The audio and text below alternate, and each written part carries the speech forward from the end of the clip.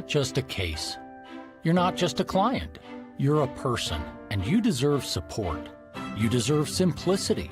You deserve communication. When you hire an attorney, you deserve clear, risk-free advice that guides you to the best possible outcome in your injury case. And that's exactly what the advocates have been providing for over 30 years. After your accident, you deserve closure. You deserve compassion. You deserve peace of mind. You deserve an advocate. This is the Monty Show, the truth in sports talk streaming. When you want unbiased opinions about your favorite team without the spin, all you have to do is find the Monty Show, streaming live and available 24 hours a day, 7 days a week on YouTube. And now, here's Monty. Hey, the Monty Show live on your YouTube machine. Wednesday, May 21st, 2025. Hello. Good to see you. The Monty Show, as always, presented by The Advocates at theadvocates.com. You never reach into your pocket.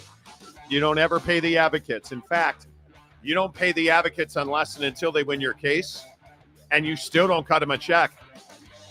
Because when you get paid, they get paid. It's as simple as that. Clear, risk-free advice. You don't have to pay them anything. It costs you nothing to talk to one of the best injury attorneys in the business. I wish we had a better story to start with today. This one's tough. A bombshell at BYU. And if you haven't heard, this story is breaking maybe 10 minutes ago. And that is that BYU quarterback Jake Retzlaff has been accused in a civil suit, not criminal, because as we are learning, as human beings evolve, we don't go to the police, we go to the bank. Jake Retzlaff being accused in a civil suit of some pretty heinous actions. A woman named Jane Doe, who we're going to talk about in a second, alleges that on or around November 22nd, 2023, Jake Retzlaff invited her to his place to hang out and play video games. The lawsuit alleges that Retzlaff, quote, Retzlaff raped, strangled, and bit Jane Doe. According to the lawsuit, at some point, the two began kissing, but did not want to do anything. She did not want to do anything more.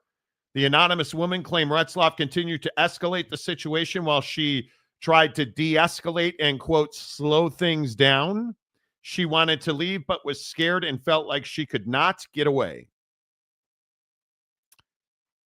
And I am not at all including my belief in this. Guilty, innocence.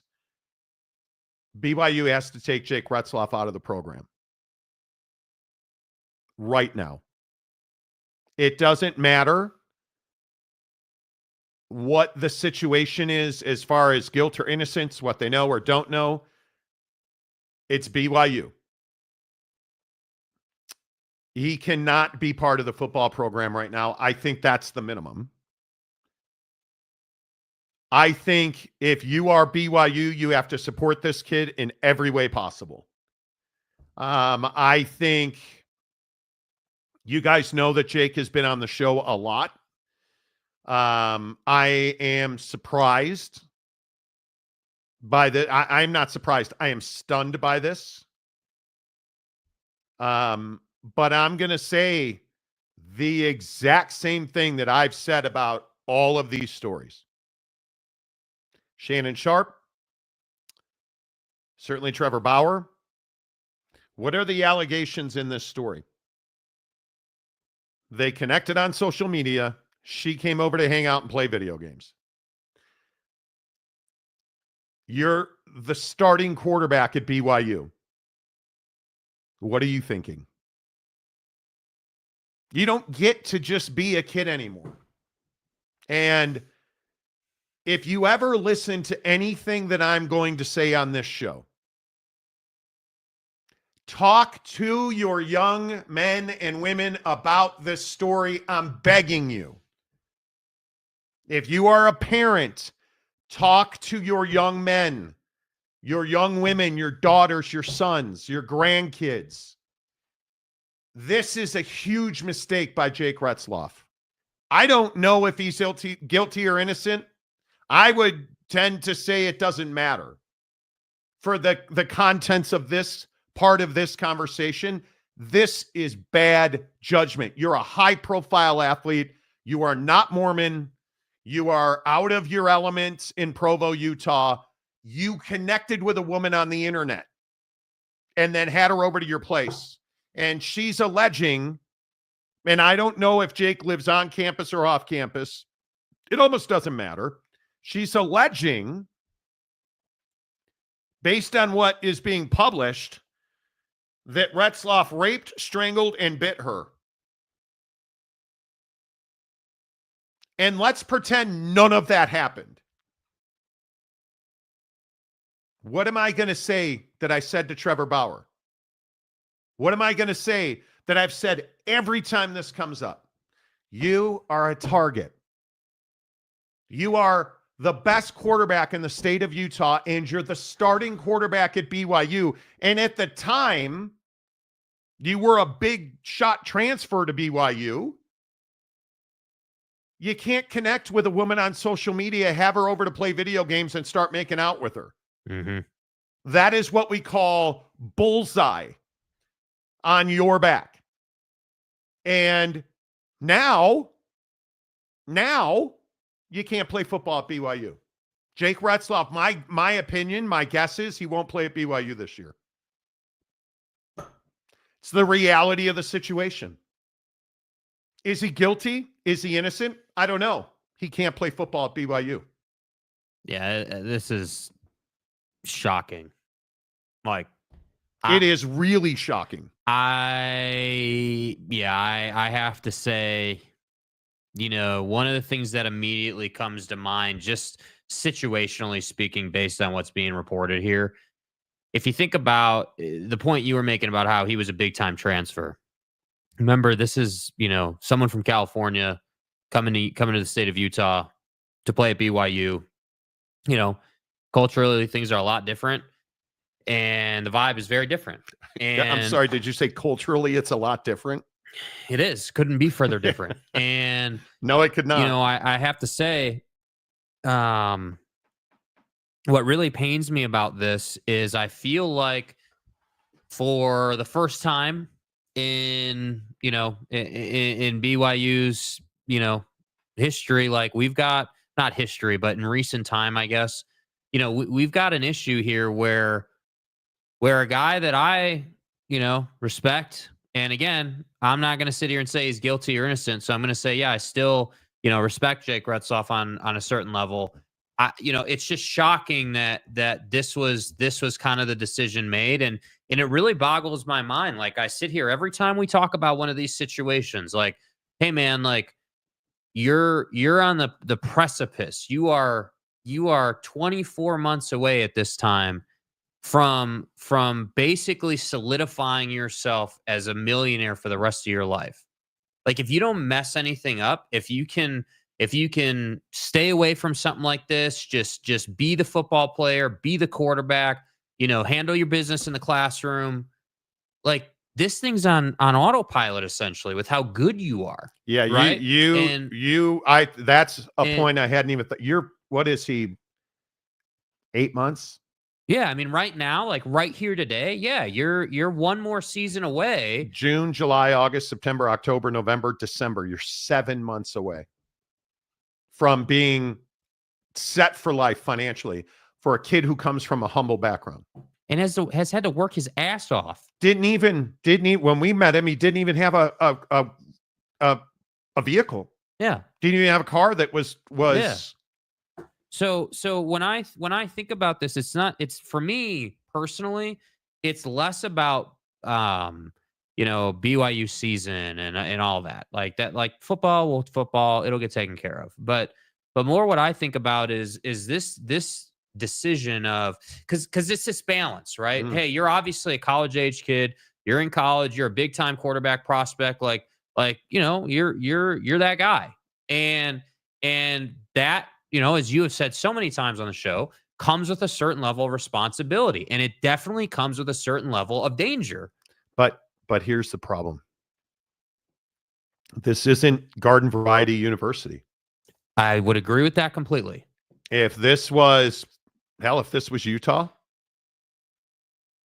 hey, we're innocent until proven guilty in this country. Even though certain people don't know what habeas corpus is, we're in it too much. We're innocent until proven guilty. At BYU, considering, according to reports, that a rape kit was done, police were involved. Now, she chose not to provide the name of this assailant. It never went criminal. But let's say that the two had sex and it was completely consensual. What does that mean at BYU? Yep.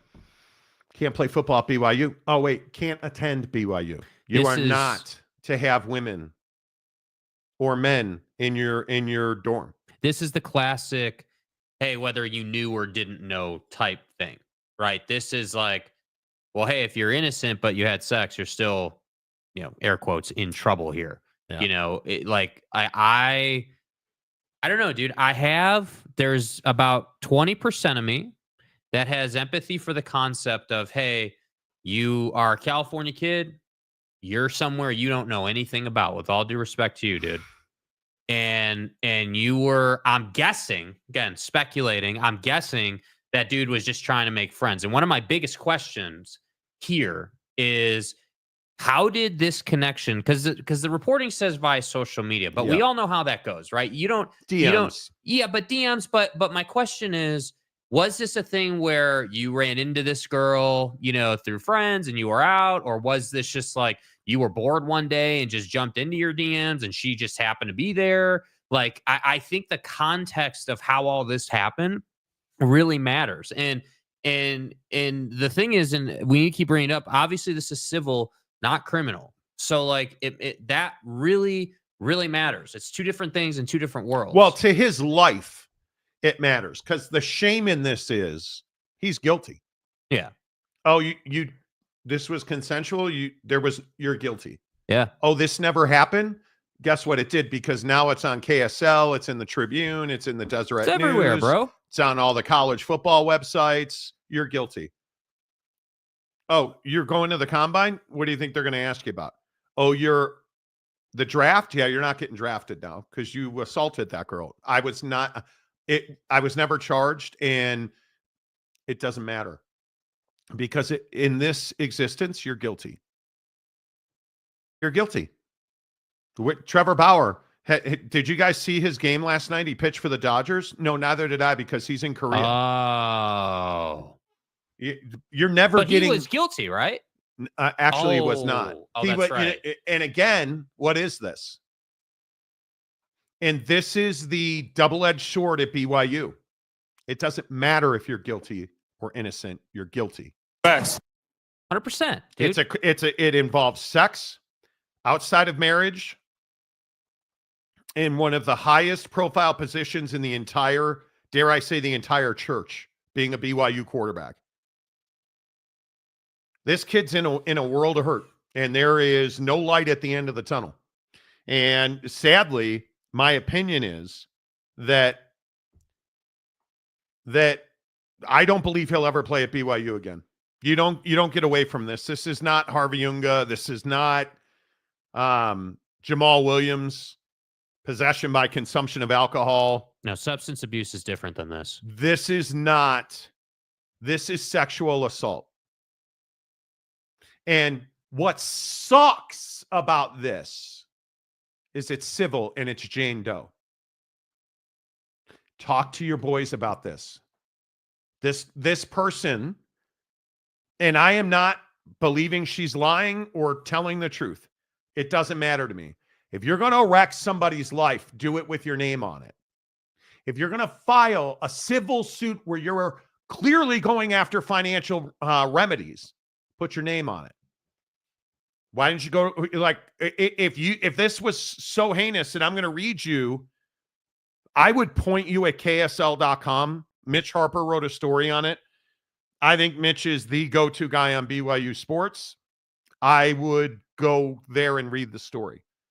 The lawsuit later states a rape kit was performed. According to the lawsuit, Jane Doe connected with the Provo Police Department, but initially, quote, did not share his name because the officer she spoke to said if she did, detectives would show up at Retzlaff's house to question him and would share her name with him. She was scared and in shock and not ready to confront him. But now you're ready to confront him, but your name is Jane Doe. How difficult is it going to be for Jake Retzlaff to defend himself? Oh, it's impossible. How difficult is it for this person to defend herself? There's no problem. Nobody's going to know your name. It's going to be the name will be sealed. Yeah, I mean, I think the new age strategy for defendants in this situation has clearly evolved to, hey, you have to be accountable to the fact that you were with this girl. Number one, Hey, right? Yes, you do. That's number one, and I think you make just a great point about the fact that because it's BYU, being accountable to that has even more severity than I don't believe he'll ever play at BYU again. Yeah, and that's definitely, yeah. When you're this high profile and for those of you who live outside of Salt Lake City, believe me or don't, when you're the starting quarterback at BYU, you quite literally can't fart in church without people taking note. Yeah. Like you don't get to misstep ever. And to this point, he hadn't. No, at this point, because remember, he's got the Manischewitz NIL deal. He's the BY Jew. He's a rock star, dude. And this cat is accepted because he is a rock star. Yeah. Now he's not a rock star anymore. No. How many people are going to walk away from him? Just about everybody. Doesn't matter if he's guilty. Doesn't matter if he's innocent. He's guilty. Doesn't matter if they want to walk away or not. They have to. I mean, honestly, right? And we talk about this all the time. And one of the things, and I've been a lot more vocal about this the last probably 18 months in my private life. This is what I hate about living in Salt Lake City and the state of Utah. This community tends to shun people who are just that much outside the line. Now, if Jake Retzlaff is guilty, my guess is we'll never know what happened. Who are you, the Mountain West and the Pac-12? You filed this lawsuit to settle it and get a paycheck. Yep. Because the police, according to the lawsuit, the police, an officer reached out to her asking her for the name of the football player because someone else filed a complaint against a football player and the police wanted to see if it was the same person. So let me get this right. And this is the the tactics that we now employ apparently in civil suits. Now we're just piling on top of Jake. Well, now there's multiple accusations, but I wasn't ready to come forward, but I'm going to put in this lawsuit that there were multiple allegations and I didn't want to give the name. Talk to your sons about this. Talk to your daughters about this. Because this isn't going away. And again, I don't know if he did it or not. I have no idea. But when you file it under the name Jane Doe, and you throw in crap like the police said that someone else had filed a complaint against a football player, how on earth is that not prejudicial? How is that not prejudicial? So now multiple women are claiming Jake. Well, that's what it feels like. It's the insinuation for sure. That's certainly why you put this in the suit. This sucks. This sucks. It stinks to high heaven. And it's just one of those things. And I will continue to say this. And I feel like an asshole saying this. So if you want to hate me, hate me. Mm-hmm. You're not looking to save the community. There's multiple women out there. Go to the police then. Multiple women have been assaulted, but yet somehow you didn't want to give him his name. If you were so concerned about safety and justice and doing the right thing, let me withhold his name so I can go to civil court in a year from now. This to me, this is the problem. in our system and in our society. We can throw all kinds of stuff on top, because what are you really trying to do when you say, well, multiple women, there was another accusation against a football player and the cops wanted to know if it was the same guy. You're just trying to throw more kindling on Jake's fire. You want more to try leverage. and get him to settle quicker, faster, for the most money possible. That's what it feels like, Jane. And it sucks. It sucks. I hate it. And Jake Retzlaff, if you're watching the show, and I don't know if you are, please stop meeting women on social media. You're the fucking quarterback at BYU. Yeah. You don't have. And this is. You don't have the opportunity to do what this Jake or anybody else wants to do. You don't get to do what you want to do. You have to do the things you have to do. And that means you can't meet people on social media, have them back to the crib and play video games. Because then you get accused of kissing them and biting them and choking them and raping them. Did you do that? Maybe. I don't know. But guess what? Now we all think you did, whether you did or not. Oh, you're innocent? Now you're guilty. And worse off, oh, well, this is why we need those good Mormon boys from Utah playing quarterback at BYU. That's what this is. Because that's what this town is. Mm-hmm. And I'm warning you right now. Reserve your judgment, because this is far from over. Yeah, I think there's a lot of questions about obviously what happened here, but I'm serious. I want to know, and I want to come to understand at some point when the details come out how these two got connected. Because the one thing that I don't think about Jake is I don't think Jake is stupid, right? I don't think that Jake Retzlaff is an idiot. I do think that when he first moved to Utah, yeah, maybe there was a little new car smell happening. Hey, trying to make friends, trying to do that whole thing. Because remember, at that point, and I think this is an important point, at that point, you weren't the starting quarterback at BYU. At that point, you were just a transfer. You were just a recruit. So it's not like starting quarterback Jake after an 11-2 season made this same decision. Not that that makes it better, but my point is that back then it was kind of a different situation in life. So I can kind of see how, hey, I just moved here. Yeah, me and the boys went out. Me and my new teammates went out, and maybe, and then we slid in DMs, and now what's happened? Oh, BYU almost won the conference. Jake had an unreal season, and is primed for yet another unreal season and primed to go to the NFL. Now, yeah, civil suit's got to come out, dude. So I'm just saying, there's a lot of questions here, bro. And I would feel completely differently if Jake Retzlaff had a pair of bracelets on and was sitting in a cell. And her name was Jane Doe. Totally get it. You're accusing the BYU quarterback of rape, and he's in jail, and you need to protect yourself. This is a civil suit. And whether Jake wins or loses, he lost. Mm-hmm. It sucks. And if I'm innocent, first of all, I'm going the Trevor Bauer route. And I don't know if Jake can afford that. I don't know how much that Manischewitz money is, but lawyers are not cheap. And it just sucks up and down. It's awful. It is the worst of the worst.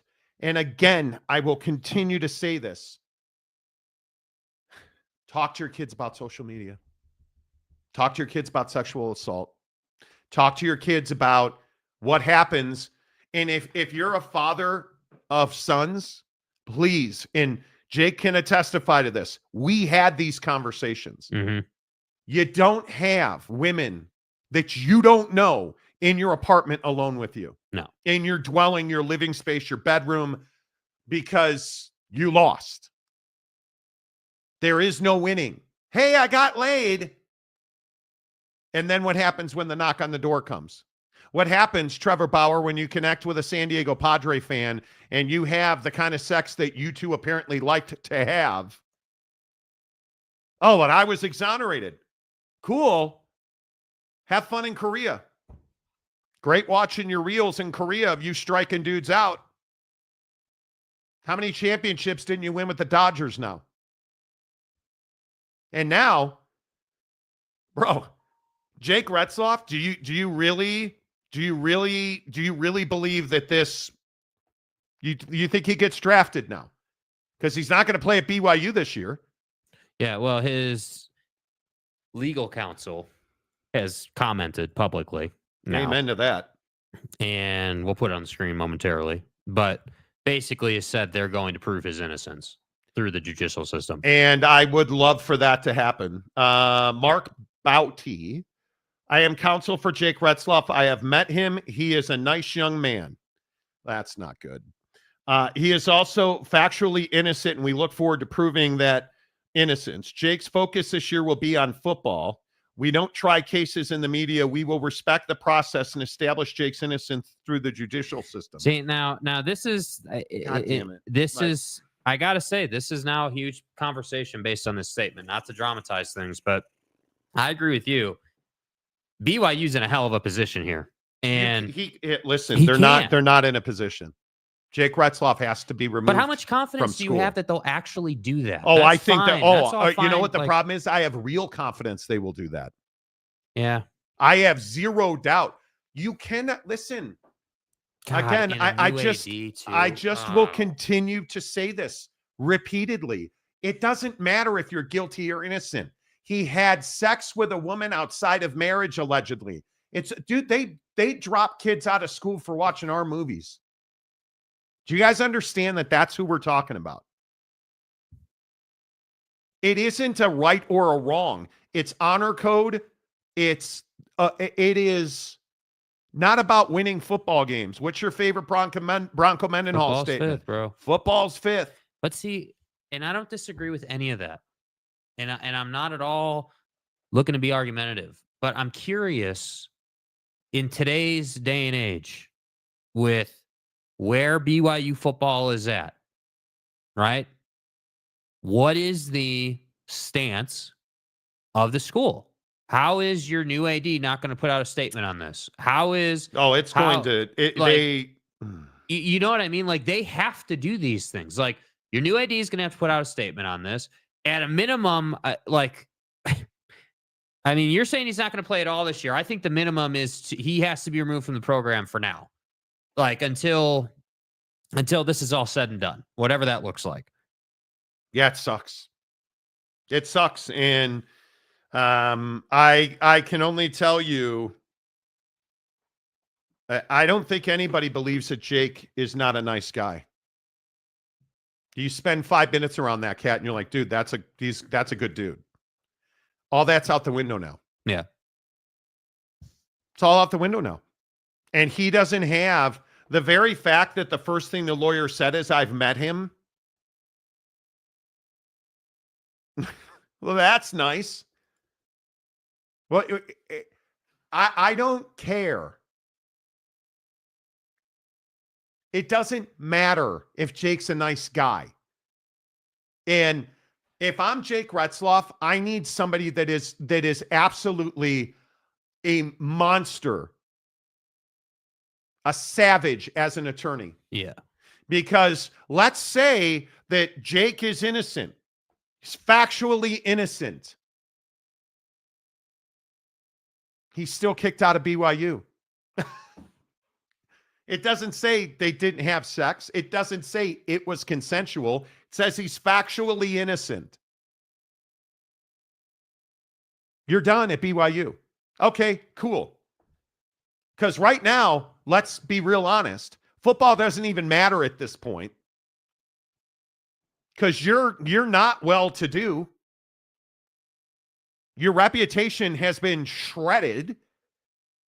You need a pit bull. If you are truly innocent,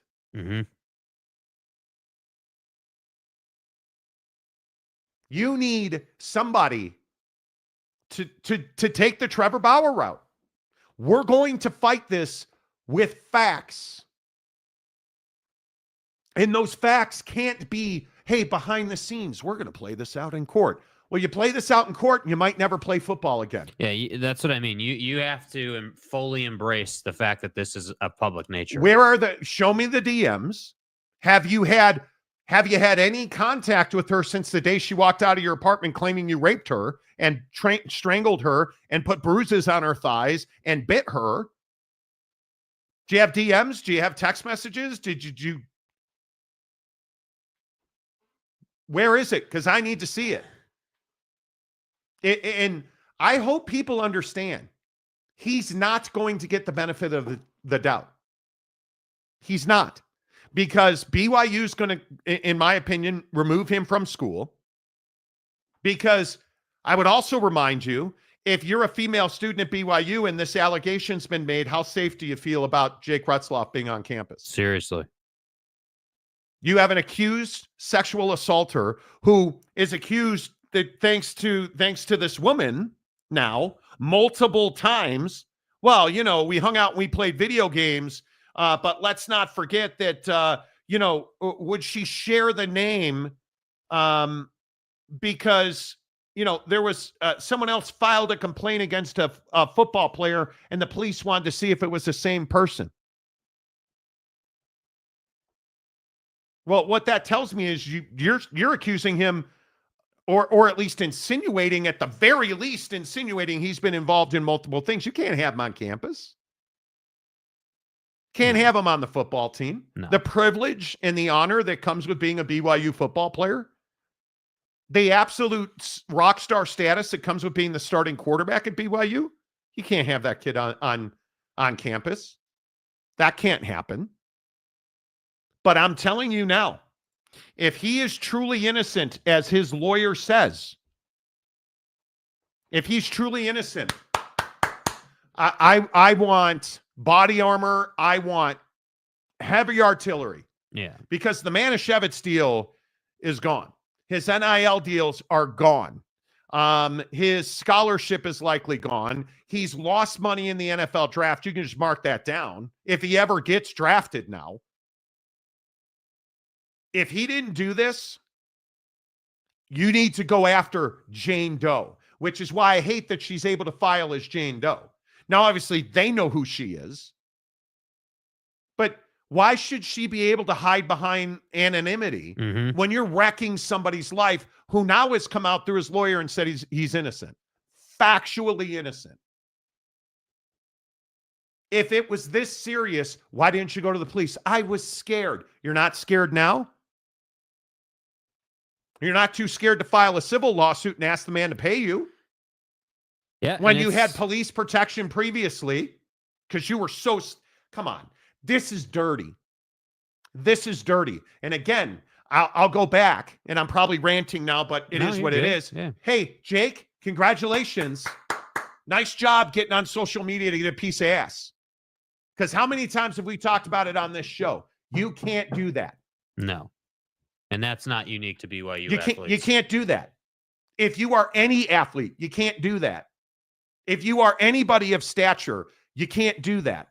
If you are an actor, you can't do that. You don't get the benefit of the doubt. She has everything to gain. You have everything to lose. Sorry, dudes. It is the life we live as men. You don't get the benefit of the doubt. Yeah, and I agree with that 100%. And it just is what it is. I think that I don't know when probably never, right? The world's too big, too many people. But I would just love for at some point, athletes to change the way they think about things, man. You get to a certain level, like you're not in high school anymore, dude. You're not like this isn't the 5th grade anymore, dude. Like you're it's really upsetting to me. Yeah, it's well, it's a number of things. I mean, definitely upsetting, really frustrating. And every time something like this happens, I just think like, man, like I know that I'm not the starting quarterback at BYU. But what I do know is that there have been instances in my life where I've said, yeah, I could do this, but it's just probably not worth it, man. Like I can go another day. Like I can, you know what I mean? What do you mean? It's stuff like this. This kind of thing. You have no idea what I was doing when Michael Vick was convicted. I was a national talk show host. There was outrage on it. We even talked about it when he got a job as a head coach. Yeah. Like, Perry, enough is enough. Actually, it's not enough because it keeps happening. Apparently, people don't learn. And if you don't want to talk about it, you don't have to talk about it. Enjoy the rest of your day.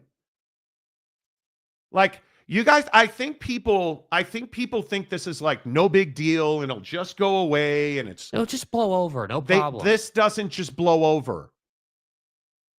This doesn't blow over because it keeps happening over and over and over again. How many Matt Lauers, how many Harvey Weinsteins, how many Bill Clintons, how many Shannon Sharps, how many Trevor Bauers, how many Jake Retzlaffs? Whether they're guilty or innocent, they're all in the same pile. Yeah.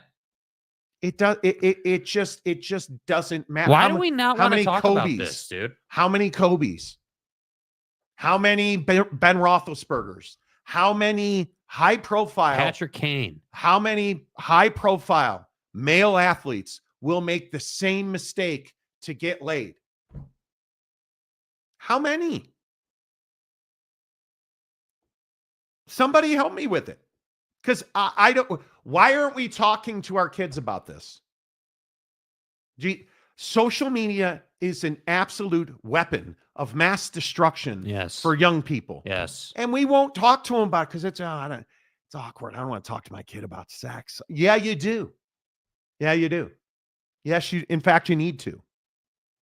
I just, this idea that enough is enough, well, you know what? Actually, enough's not enough. Because at some point we need to step in and intercede in the way that people continue to destroy their futures on social media. Yeah. Look at this situation with Matt Weiss. How did Matt Weiss end up in the situation that he's in? Nobody cares. He's a degenerate POS.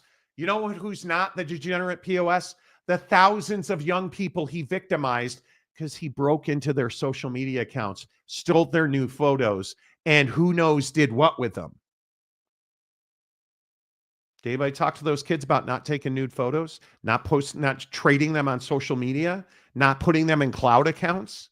Your nude photos in cloud accounts that Matt Weiss allegedly hacked? Like, when is it? So when you say, oh, it's 2.5 hours, we don't need to talk about this. Actually, I think we do, and I'm not going to do it for 2.5 hours. But 38 minutes isn't damn near enough. No, it's when we're not. talking about another big-time athlete who, by all accounts, is one of the most respectable dudes most guys have ever met, is now accused of meeting a woman on social media, inviting her over to play video games. They wound up making out, according to this girl. Hey, they wound up making out. She didn't want to continue. And then she claims she left, got a rape kit where she had bruises on her neck and her thighs. She was raped, and he left a bite mark. And the cops had other allegations against a football player. Apparently 38 minutes isn't going to get the job done. It's incredible to me. I mean, it's wild. Like I have to say, if you don't want to talk about it, cool. See you later. Like, we're talking about this. This is a huge story, man. Like, this is not the badminton team, dude. This is, you know that football team that helps you pay all the bills and, is the biggest thing going on at the school on a pretty regular basis outside of the basketball team. Like, this is the starting quarterback, dude. Like, and in the state of Utah, the worst part is this isn't new. We have multiple numbers on helmets up at the U because kids are dead. We have people being shot. Like it's just wild to me. And then you have people being like, "Oh yeah, we don't want to talk about this." Well, then you go live in your hole, and you don't talk to your kids. Like, this is real world stuff, dude. If you are not talking to your wives and your daughters and your sons about this tonight, you are off of your rocker. Because this is the best and the worst invention in the history of the world. the cell phone. The worst and It's a weapon. There's no question about it. And It's you an know what's absolute sad? weapon. A bunch of people I know in Utah texting me saying, "Oh, he's done. What? So many regrets at BYU." What Like, does that mean? It makes my head hurt.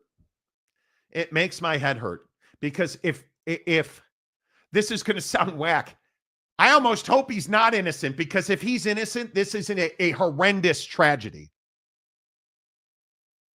Yeah, but you know, honestly, dude, it's not it's not, because again, I hate that I have to say this, but you made a choice, bro. Like, you made your bed here. Like, you let the end, potentially the end of your career walk through your front door because of this, potentially. Like, And it never needed to happen. And you know what it is too? And I can say this from firsthand experience. We as dudes get in trouble when we're bored, when we don't know what to do. Which brings me back to my original point of, hey, bro, you'd been in Utah for 5 minutes and a cup of coffee, and you probably were bored. You probably didn't know what to do, or you know, whatever it might be. And so what did you do? You reached out to try to have some fun. And now we're here. Yeah, and it's brutal. I really hope that he is innocent, because the other alternative is horrendous. And I just, And how many people does this impact too, by the way? I'm sitting here in my head.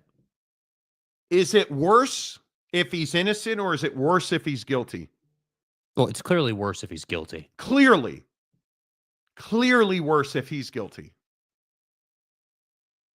But if he's innocent, and it's unfortunate, because now I feel like we've seen so many of these situations where,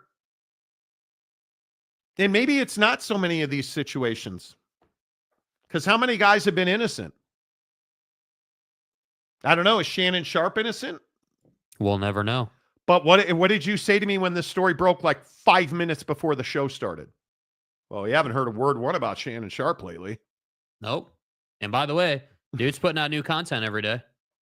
So maybe it's not on ESPN yet, but he's putting out new content. So Yeah. Business as usual for buddy. And what's amazing, and something I'm struggling to get over here, this was November of 2023. Yeah. How are we just finding out about this now? Okay. Great Almost question. 18 months later. Here's why. And it's in the ESPN's Kyle Bonagura has put out an article that has a little bit more detail, a lot of the same Kyle stuff. Bonagura is a hell of a reporter. A year, and this is why. Quote, a year and a half after the rape and strangulation, Allegedly, Jane Doe continues to experience extreme post-traumatic stress disorder and other trauma symptoms as she works to process what happened and move on. So what we've done is basically what you've laid out. Okay, it's been, we're working on 2 years and I'm still experiencing this. So now, now we're going to come forward. So this is why I say this conversation, while innocent or guilty is what everyone's going to go to, it's so much deeper than that. And did this never get back to BYU? Apparently not. He just went on. I think I just saw this. He went on, or maybe not today, but BYU TV aired an interview with him earlier today, I believe it was, where he was talking about football. And Did this never, are you kidding me? This never got back to be from 2023 until today. This never got back to BYU.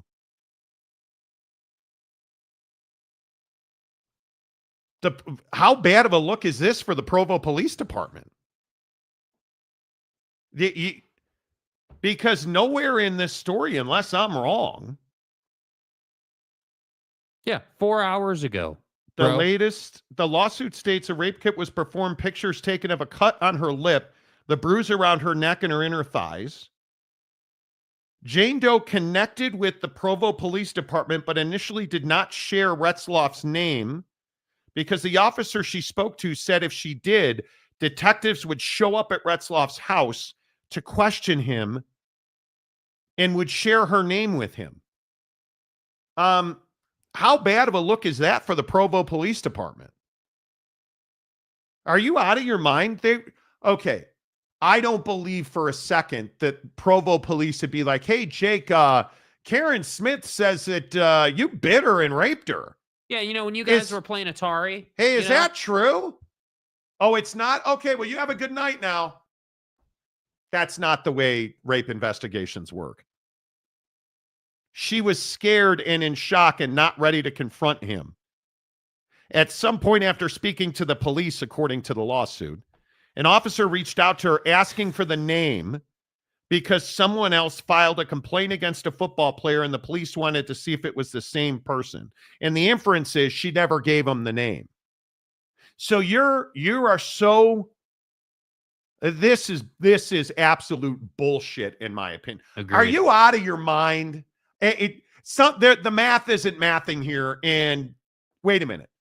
So you're telling me that the Provo Police Department said, now look, ma'am, we're going to need the name of that football player because we need to march over there and out you to him. That's not how police interviews work. And by the way, to your question of did BYU never know about this? Jake Retzlaff and Tanner Wall were on BYU Sports Nation today. Then I'm going to guess they had no idea this was coming. No idea this was coming. This blindsided BYU. They were talking about their Tanner Wall and Jake Retzlaff went to the West Wall in Israel and have been gone for some number of time now. And he's right here, a clip going around Twitter right now, talking about how the group and the team came together, through our faith in God. Like, the guy's out here doing an interview with a hardcore BYU outlet, and we're like, he had no idea. So if we're to believe the lawsuit, you're telling me that the Provo Police Department told you not to give them his name. This doesn't add up. I don't believe this. In my opinion, there is a whole bunch of fugazi here. Yes. I don't believe for a second that a law enforcement official who is standing in front of a woman claiming to have been raped, bitten, choked against her will at a football player's apartment is going to be like, yeah, but what do you mean you don't want to tell us? Let's play this out a little bit. Okay, hey, what is the boy's name? Well, I don't want to tell you that. How come? Well, I'm scared. Scared of what? That he'll come after me. We'll protect you.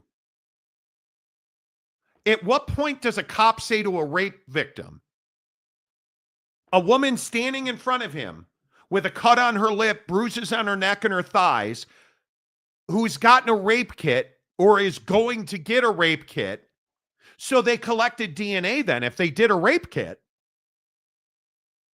they collected DNA then. Why didn't you go to the police? Oh, you went to the police and they told you not to out him? No. We need more color on this. I don't believe this for a second. Sorry, man. I've seen too many of these things. You don't do a rape kit and not identify if you know and she knew. Mm-hmm.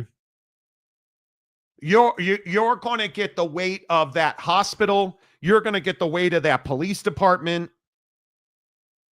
And they're going to lean on you to tell them who this person was. Because if you had sex, and especially if he sexually assaulted you and you were at one point, she said that she was in so much pain. At one point during the assault, Jane Doe alleges she was in so much pain, she passed out. Where have we heard that from? What does that have shades of? Trevor Bauer. Trevor Bauer. You passed out. You got a rape kit, and there's no DNA on that rape kit? But I guess that doesn't work to get a civil suit. Because then you'd have to testify in a criminal trial. This doesn't math to me, and man. then this thing about with the police. Something's wrong. Then this thing about how the Provo police encouraged her not to do anything because sexual assault victims never get justice. Sorry, I have a hard time believing a police department says that to an alleged rape victim. Where do you see that? Is that in the ESPN? Read it. What's it say? It says, so, quote, at some point after speaking to the police, an officer reached out asking for the name because someone else filed a complaint about the football player, just like we've said. And then it also says, at that point, Jane Doe shared Retzlaff's name, and the Provo police then encouraged her not to do anything because, as they claimed, sexual assault victims never get justice. So wait a minute. You did give them the name, and they refused. So why are you not suing them for a violation of your rights? You see what I'm saying? Like, I agree the math is not mathing. So wait, you reported a sexual assault. You then eventually gave them the name. They didn't prosecute it or go after it. And you think that never got back to BYU? Nothing happens in Provo with BYU football players that BYU doesn't know about. So now we're alleging at best malfeasance and a violation of civil rights by the Provo Police Department. Where's that lawsuit? Where are those allegations? If the cops said, read what the cops said, what? Then encouraged her not to do anything because, as they claimed, quote, sexual assault victims never get justice. Nah, sorry, fam. I don't buy that, dude. I don't believe that. I if that is the case, you need federal oversight of that police department, because that rings eerily similarly true of the Oakland Police Department that I covered so closely in San Francisco. If that is the case, where's the detective? Where are the police officers? Where's the chief of police? How are they not all fired? How are they not all under investigation? Where's the lawsuit against the Provo Police Department? I don't believe it. This does not add up. This does not add up. I didn't even see that Bonagura story. And again, this broke like 5 minutes before we came on the show. I must say, the Bonagura story, the details about him choking her is gnar. Like, in this lawsuit, she is claiming that he put both of his hands around her neck and raped her. Like that's after she tried to get up out of bed. The lawsuit alleges in graphic detail that Retzlaff put his hands around her neck and proceeded to rape her. This does not add up. There's no way, dude. You can't. What you can't. This doesn't add up. What you can't do is you can't just call everyone into question. So somewhere in this process, this story of events, something's not adding up, because there's no way. There is no way that is a police department in this state, and frankly, in my opinion, really anywhere with a few bad apples, obviously, is going to say, hey, don't go after this because rape victims never get the justice they deserve. What do you mean? Dude, what's the point of doing a rape kit? What's the point of taking the pictures, allegedly, of the bruises around her neck and the bruises on her inner thigh? And again, I understand why you're going after Jake Retzlaff. Why are you not going after the Provo Police Department? It's absolutely malfeasance. It is criminal. You cannot do dude. Okay. Let's get to your comments. This is what I hate about these stories. And maybe, by the way, it's worth noting in Bonagura's story here that the way he's written this, at the very top, the first paragraph of his story here that he's put out says, Utah woman has alleged Retzlaff raped, strangled, and bit her, and that she was encouraged by the Provo Police Department not to do anything after reporting it. So I think there is a little bit of confusion around where this lawsuit is as far as the police department is concerned. Because clearly she's talking about it in the lawsuit, but talking about it is very different than actually suing the Provo Police Department. Like, that's two different things. So I don't know, dude. This is, I agree that things do not add up here. I immediately, when I read a year and a half after the rape and strangulation, Jane Doe continues to experience post-traumatic stress and trauma. Yeah, that's Latin for more money. Yeah, that just screams, hey, yeah, I don't buy it. You know, I need this or I need that, or that's what I'm saying. There is more to their relationship or their relations than obviously is in the reporting so far. And we need to understand what the hell happened here between Jake and this girl, and what caused this to come out on a random Wednesday after you just got home, I might add, from Israel. You're just telling me that this just happened to come out today after he just got home and just did an interview? Come on, dude. Do you think he knew? Did Jake know about this? He knew anything about this. If he knew about this, he wouldn't have done an interview 4 hours ago. I don't believe that he would have.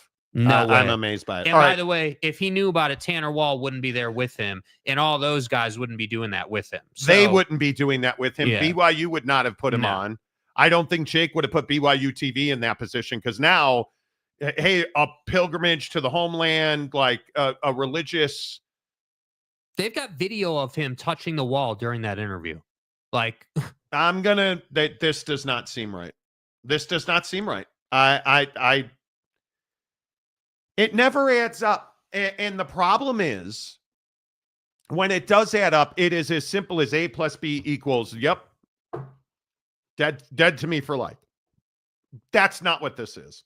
Now hearing, and that Kyle Bonagura is the one writing it, you can just mark that down, because that cat doesn't miss. Oh, hold on. There's one more thing here. Reading this, that speaks about her friends. The lawsuit says the woman in Retzlaff connected through social media and messaged for a few weeks before he was invited to her place, November 22nd. The woman and a friend arrived at Retzlaff's home that night, where friends and teammates of Retzlaff's were also present. Oh, fuck. Later that evening, the woman's friend left, after which Retzlaff and the woman started watching a movie. So, okay, so hold on a second. Wait. So now the condition upon which you met has changed. So it wasn't, hey, you DM'd and came over to play video games. What did I say? I said at the beginning of this, there's no way dude just DM'd her. That doesn't work that way. Yeah, I think when you start going... No way, dude. No way. Yeah, I don't... This is, hey, I had a bunch of friends over. I had my teammates over. It sounds like he had a party. Yeah. A bunch of his boys were there. These two girls came over. Yeah. They had been messaging, hey, I'm having a party. Hey, we've been talking for a few weeks on social DMs. Why don't you come on over, hang out? Some of my teammates are coming over. They're going to leave. Your friend's good. She felt good enough that her friend left. Yeah, which I think is a great point. Women travel in pairs for reasons. And I'm like, okay, that's great. Cool. Yeah. And you're telling me all of a sudden he flipped into a rapist?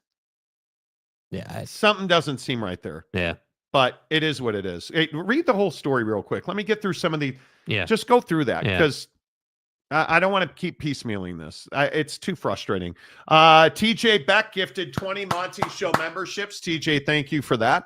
Very much appreciated. Chewy Gonzalez for $5. The damning thing is the Provo police encouraged her not to say anything. Allegedly, according to this lawsuit. I am telling you, I have been around this long enough. I have covered crime in my life. I can't imagine an officer of the law encouraging a victim of rape, somebody accusing a man of rape, somebody accusing a star football player of rape, yeah, you should just go home. Forget this ever happened. I can't. I don't think that is. I don't think that's what I'm just not buying it. I am just not buying it. I truly am not. I agree with you. That's pretty damning. Big Blue Horses, there are so many questions. BYU Police Athletic Department. I don't believe BYU or the athletics department knew about this. And I also don't believe that the cops knew it was Jake Retzlaff and it never got back to BYU. I don't believe that, because this girl's friends, you're telling me in the society that we live in, that the starting quarterback at BYU, who was an absolute rock star last season, you're telling me none of this girl or her friends spoke about this? This didn't leak out? There was nowhere where a girl was sitting in front of a TV and being like, yeah, that's the guy that raped my friend. And the game of telephone begins? That didn't happen? In college age? On the age of social media? You're telling, come on, that was 18 months ago. Like, come on. Something's not right. In a civil suit, this is radioactive level fallout, legally speaking, millions of dollars. And that's my point. If the cops are telling her, no, Jake Retzlaff, no, can't have that Big 12 championship on the line here. Because that's what you're inferring by saying that, well, rape victims never prevail. They don't. That's like federal level crimes by the police department in Provo. Yeah. I'm not buying that. I'm not buying that for a second. I just am not.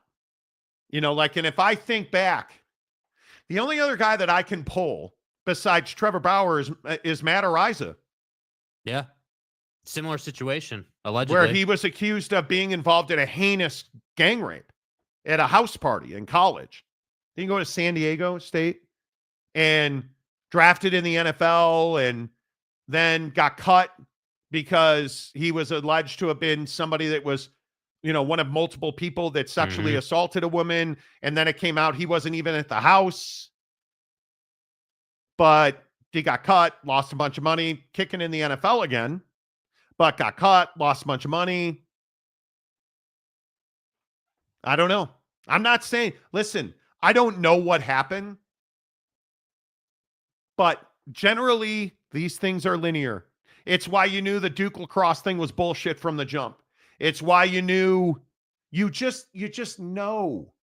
When you hear, like, in my opinion, the Shannon Sharp thing, I hear his voice on tape threatening to choke her in public. Yes. You lose the benefit of the doubt, my guy. Yeah, I just, just reading this top to bottom, the three things that stand out to me are, one, the story's changed multiple times, or in the reporting, right? So, like, right when this came out, because this came out like 5 minutes before the show started, once again, like 2 days in a row, chaos before the show starting. This came out right before the show started. Original reporting locally was that these two had met because they connected over social media and she came over to play video games. Now that's evolved into, hey, Jake had it's worth noting too. I think this is an important detail. It's worth noting. The reporting now is that this was at his home. That's how people are describing it. Not a dorm, not an apartment, his home.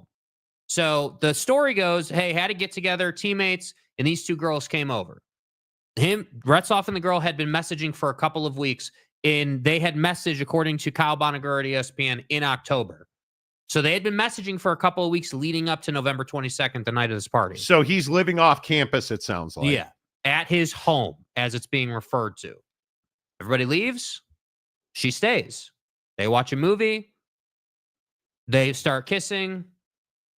She says, allegedly, oh, wait, stop. Tries to pull I don't want to away. do this. I don't want to do this.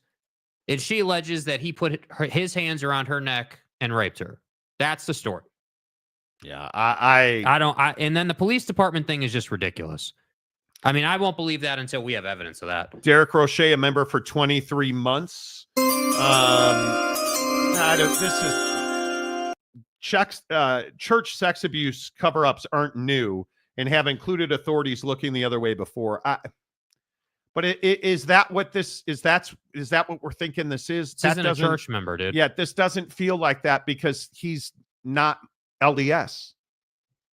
I'm not putting this on the church. I am not LDS. Frankly, I think you guys know I am not somebody of great religious belief. I know the way BYU operates. I know those people very well. I've done business with them. I've been around that program. This is not how Kalani Sitake does business. No, it's not. I'm telling you, I've known that man for over 10 years on a professional level. This is not Kalani Sitake. If he'd have known about this, we would not be having this discussion. Jake would not have been on BYU TV today talking about his pilgrimage to the wall in Jerusalem. And that might be the most interesting point in all of this. The timing. I believe, and you guys can call me naive, call me what you want. I've been exposed to BYU athletics enough. Winning football games is not their priority. If one of their players is involved in a sexual assault allegation, football is way down the list. Yeah. Winning games is way down the list. The depth chart doesn't even matter at that point. I know how that athletic department operates.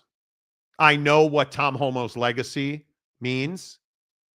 Kalani Sitake's legacy, because that's what's on the line. If they knew about this and did nothing, I would be stunned. They will be, if that happened, they will not be there anymore. And I am telling you, I do not believe that for a second. Kalani Sitake is a family man. He is a father. He is a husband. He is a son. Long before he's a football coach. And you know what else he is? He is somebody who takes Jake Retzlaff's life and future outside of football very seriously. This is not Baylor. This is BYU and Kalani Sitake. And I'm telling you, you can just write that down because that's not how this was going to go in any way, shape, or form. That's just not. Yeah, I refuse to believe that. BYU football says it's time for Bear Bachmeier at BYU. Going to be a long year, but move the frick on. I think you need to wait and make sure that he's guilty. He's not going to play at BYU this year. He's not. Again, you go back and look at the honor code violations, the ones that we know about, and the guys who took time away from the program, Jamal Williams, for a multitude of things, Harvey Unga, and that was consensual in a relationship, like, come on. Replica. If she had a rape kit done, it had to have been done in a timely manner, and Provo PD should have informed the school. You would think. That's what I'm saying. The police department angle. There's something wrong. It just does not add up, dude.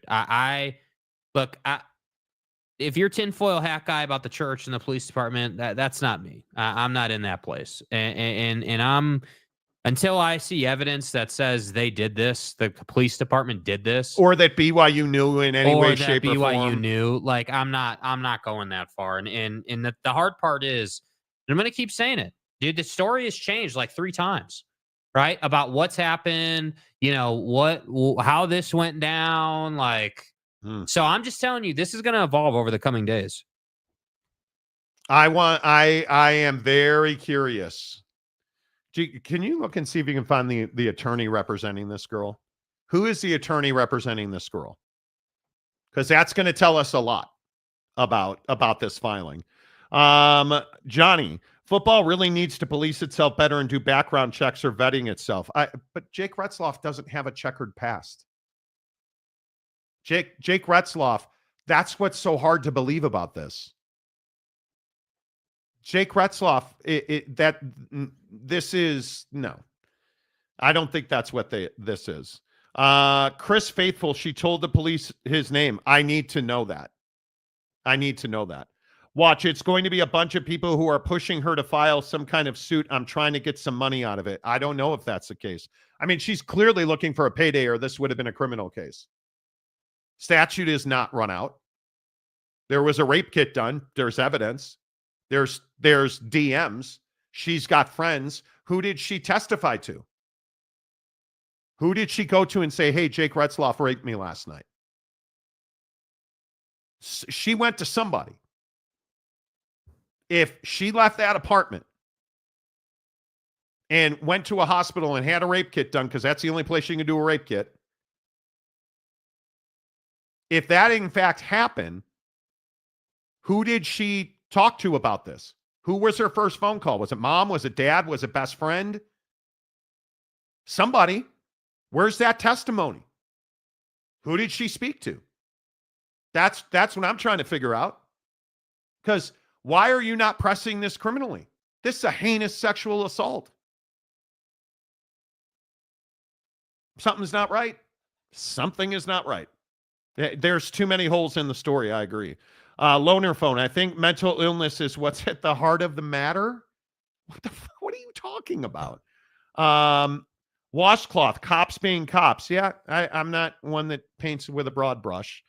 Provo police embedded with BYU football, it appears, protect the players at all costs. I don't think that's the case. We don't know that that's the case. If that was, work this through. Okay, the Provo Police Department, let's go with Joey B's theory. The Provo Police Department are in bed with BYU. We protect the players at all costs. How did Jamal Williams get a possession by consumption ticket? Okay, furthermore, okay, let's assume they're in bed with BYU. You think BYU's putting Jake Retzlaff on TV today? Knowing? Do you think BYU? You don't get it. You don't get it. There's not a chance in the world, because Tom Homo was still the athletic director. Kalani Sitake was the head football coach.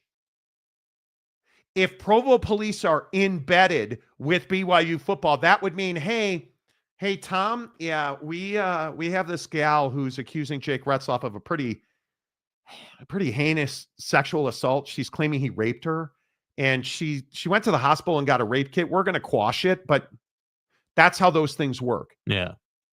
It's not, hey, we're not ever going to tell BYU about this. You pay the cops so that they do tell you. It's not how it works. It's not how it works. I mean, like, I just, it doesn't add up. Normally I side with the victim. I'm going to wait until more information comes out. It doesn't math. I'm telling you right now, it does not math. Something's wrong. I just, yeah, I mean, I just think the timing, the story, you know, how it comes out, or like how this went down. What are you downloading? The documents. Jake's downloading the documents. I'm trying to find out who's representing her, and it's not widely available. Jeff Sudbeck, AAR, both universities were founded by Brigham Young. Well, who cares? Who cares? What does that got to do with anything? What is that? What do you mean? Does the article say the timeline she shared his name? It does It's not. not specific. Wouldn't the cops come forward and get interviewed to give their rebuttal to the allegations? Where is that at? Yeah. Hey, by the way, Provo PD, you just got accused of some pretty, what I think would be federal civil rights violations. Refusing to protect a rape victim, refusing to investigate an alleged rape because of a football player, the civil codes you violated, the civil rights of this woman you violated, the federal civil rights laws, the local laws, your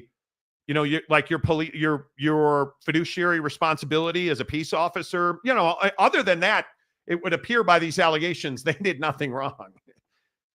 Do you know the levels of malfeasance that they're being accused of? Yeah, where's Provo PD on this? Where's, I don't think he assaulted her. Bro, like, it's, you guys, like, this is why I hate that. I hate that. DNA will be very interesting. It'll be very important as well. It will be very important as well. Yeah. So can you guys not be jackwagons for one day on a story that's really serious?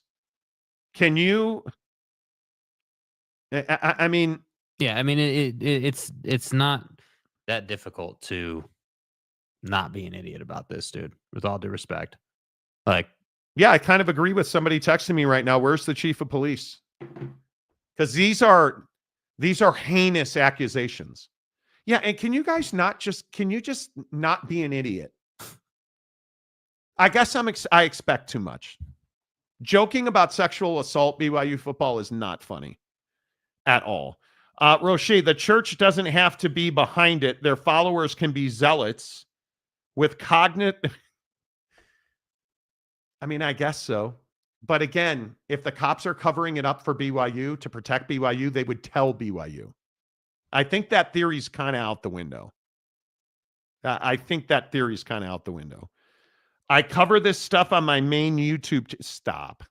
Bro, this does not sound like any church sex scandal I've ever covered before because it's not a church sex scandal. How is this a church sex scandal? He's not a member of the church. He's not involved in the church. He doesn't tithe to the church. He plays football at BYU. This is not, you guys, this is not a church sex scandal. What clergy are involved? Right? Like we're doing all this reaching. don't be extra, dude. This is not the Catholic Church. This is not the previous issues the LDS community and faith have had. It's not what this is. Anyway, I just don't be idiots for a day. It's a pretty serious it's a pretty serious story. I mean, yeah. Anyway, somewhat related, could a scandal on this scale ever put the school in jeopardy of getting booted from a conference? No. Baylor wouldn't be in existence if that were the case. You know what I mean? Like, come on. We don't know enough. This is like looking at 1,000 puzzle pieces with half of the pieces missing. Yeah. We'll see. I mean, I just think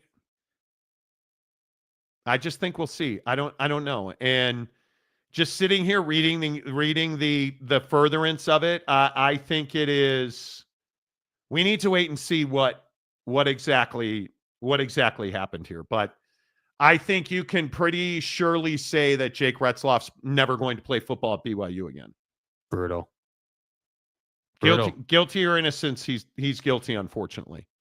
It just is what it is. And I don't know. I don't know.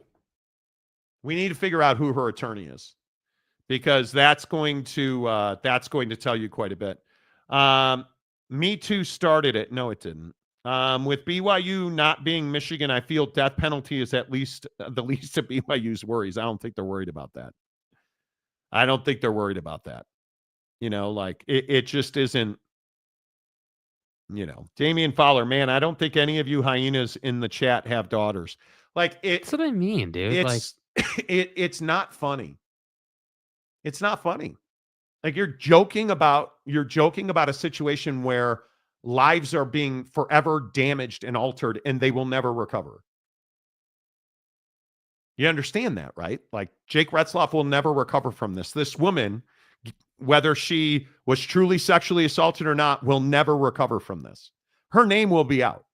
Her identity will be out. They will, neither one of them, Jake Retzlaff's family, BYU's football community, nobody's recovering from this. I don't think you have an appreciation for the damage that this situation is doing. It is, the pain that this is causing is immense. It just is something that you can't. Sexual assault, being a victim of sexual assault, never goes away. You can take meds, it never goes away. It's not something to joke about. It is not, you know, like a buddy of mine is DMing me about why the girl didn't leave Jake Retzlaff's house. It doesn't matter why. I mean, we can tell you what she's claiming. That much is very much out there. And Yeah. Have some class. Have some class, because this is one of those situations, but It's just so out of the blue. It's so like random. I really Like- just, and the worst part of this is I just hope. That's why I said, I don't know. Is it better for it not to be true or to be true? We've had so many of these go sideways where, again, Duke Lacrosse, Matt Irsay, Trevor Bauer. Now, everyone, let's assume this girl is telling to the letter, the truth. Every accusation in this civil suit is true. Where is her life right now? Where is her life right now? Yeah. Well, she's being questioned. We have idiots in the comments section talking about she's making it up. And so you went through one of the most heinous attacks that anybody in this part's probably ever seen. Because if you believe the details of this civil suit, it was a heinous, violent, brutal attack where she was so battered she passed out. And you guys want to make jokes about this girl and her motives, and then let's surmise it's not true. And you want to make jokes about this girl, and Jake Retzlaff just had his life thrown off the edge of a cliff. Because that's what this is. Yeah. And I'll point to Trevor Bauer, who's in Korea. I'll point to Matt Irsay, who you don't even know what team he's on. And he was an all-generation kicker coming out of college. And these accusations absolutely destroyed his career. I look at Duke Lacrosse. They'll never be known for playing lacrosse. They'll be known as the Duke Lacrosse team. That Duke Lacrosse team. Like, you don't joke about it. Yeah. It's not funny. Yeah. Anyway, I should stop. Monty, like I mentioned earlier, those, listen, you're not innocent. This is utopic. I get it. This is what y'all want. You're guilty until proven innocent in this situation. I'm sorry to say it that way. It's true, though. And I know people don't want to live in that world. Jake Retzlaff, I've got news for you. You're guilty until proven innocent. Because a woman is claiming that you barbarically sexually assaulted her to the point where she was in so much pain she passed out. Your lawyer, and again, I think it's important to say it. Jake Retzlaff's attorney says that he is factually innocent, whatever the hell that means. Because I agree. I have no idea what that means. That is lawyer speak. Factually innocent. I was hoping for the part where you said he did not sexually assault this woman. Or they had sex, it was consensual. She did a rape kit. She claims that you assaulted her in part while she was passed out. I'm going to guess there's DNA. Or at least there better be a rape kit and there better be DNA. Right? Because then if not, then that tells you all you need to know about her. But my guess is there's DNA. I would hope the part of Jake Retzlaff is completely innocent of these charges. And we are going to prove that in court. Great. And if that's the case, why didn't you file a defamation suit attached to that statement? Because if he is, and again, whatever the flip factually innocent means, if he's factually innocent, she just destroyed his life by lying about him. If Jake's focus this year will be on football, you mean watching football, because I can tell you he's not playing at BYU. And if he is factually innocent and he doesn't get to play at BYU this year, who's making up the Manischewitz money? I also have to point out, if we're talking about proving innocence for Jake, nobody is disputing how many people were there that night. So there are, I mean, based on the reporting, seems like it was about 6 to 7 people. You had the 2 girls and several teammates. I need to know where this girl went when she left his apartment after the phone was done charging. Because you guys can stop texting me now about how She was so scared.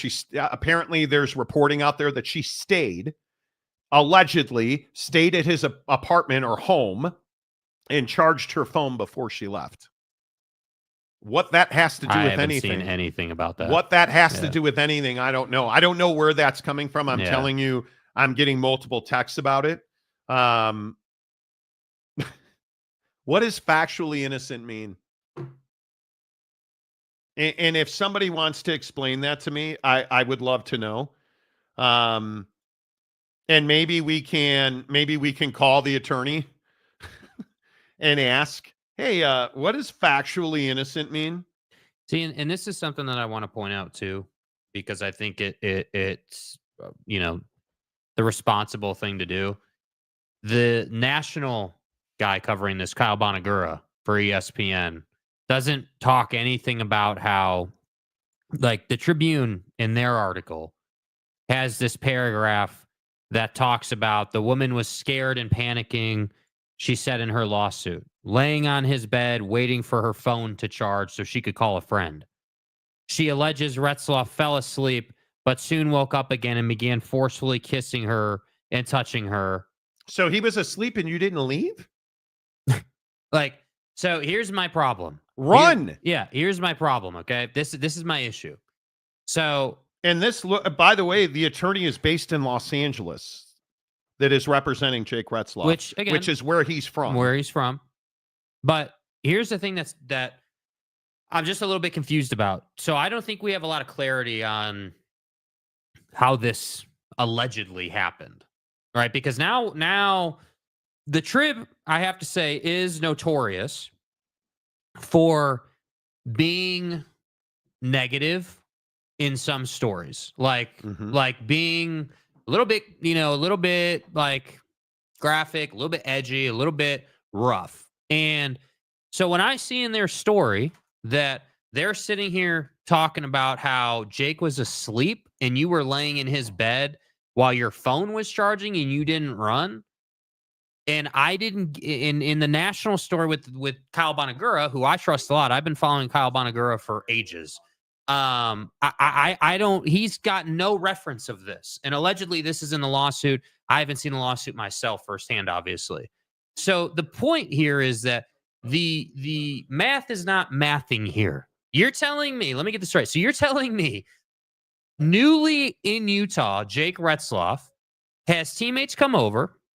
Has the girl, the plaintiff, Jane Doe, and her friend come over. That's the story, right? For this party that they're having.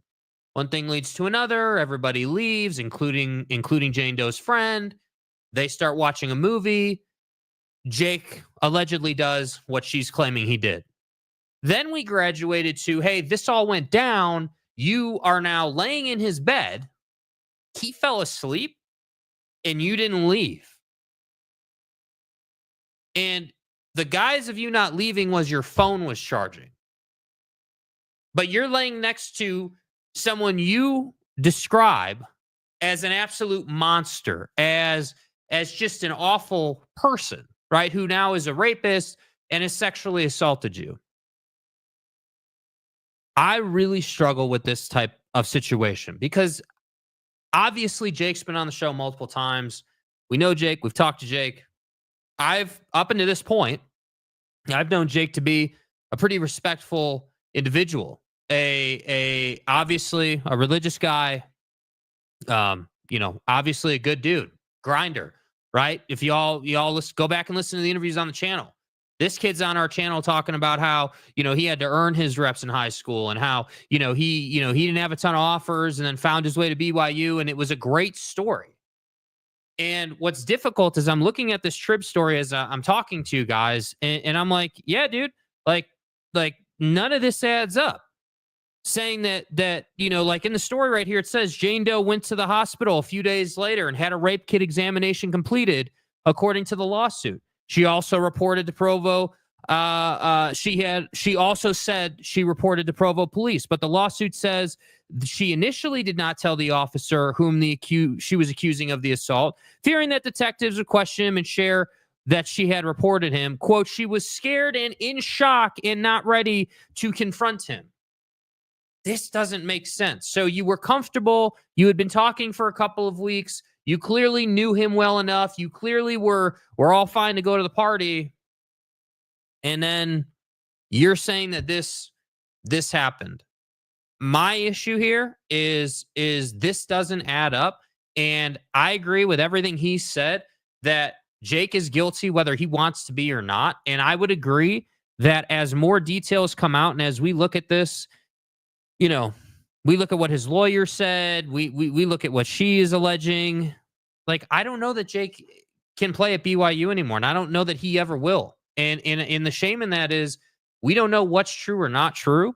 And it's really hard because I feel like everything up until this point, Jake was doing everything right. And then you made one bad decision here because you were the new kid on the block. You wanted to have your boys over. You wanted to have this girl that you had been talking to allegedly and her friend come over and have a party. And you're telling me that this dude just turned into rapist, sexual assaulter out of the blue. I just have a tough time with it, dude. I have a real tough time with it. And it's going to be really interesting to see what details come out and what specifics we wind up getting about what's going on here. Yeah, I think it is, just trying to talk to some folks involved there. I apologize for stepping away, but I am, I'm at a loss on this. None of this makes sense. This part about her staying while the phone was charging makes no sense. It does not compute to me. So if your phone's dead, go knock on a neighbor's door. Charge your phone to 1% and call the cops, right? Like that's what I'm saying. I will, again, as I say all the time, we just need to let this roll. I have asked for clarification on what factually innocent means. So let's see what happens. Let's see what we get back. Let's see what people, because this is not going to be quiet for long. No, this is not going to be quiet for long. So we'll see, in fact, what that says. Calford gifts 20 Monty Show membership. Thank you for that. Appreciate that. I know this is a heavy topic, you guys. This was not what we intended to lead with today and by any way, shape, or form, but it is. We'll see. Sounds like a police cover-up. BYU has a no tolerance policy. I don't believe it's a police cover-up. So the police are going to risk criminal charges against themselves to protect Jake Retzlaff, who's not a Utah kid. No, I don't think so. I don't think so. That does not, again, that doesn't math to me. Regardless of the suit, et cetera, it sounds like the honor code will have him sidelined for a bit, probably the season. He will. Boyd, you know as well as anybody, I don't believe he ever plays at BYU again. You don't get away from sexual assault. And I point to Harvey Unga, who had a child out of wedlock and never played at BYU again. I don't believe that you can do that. I just think that this is tough. Again, the statute of limitations, I just asked somebody about that as well. There should not be, the statute of limitations should not be an issue on a sexual assault. And certainly when it's 18 months later. Yeah. That should not be we're well within. Yeah, I don't think that is even an issue. And I don't know. I'll take a few more comments, then let's move on. I mean, until we get more information, I don't want to just sit here and drone about it. It's really frustrating to me. And I felt the same way during the Shannon Sharp conversation. Like, when are these guys going to learn? And I think that's the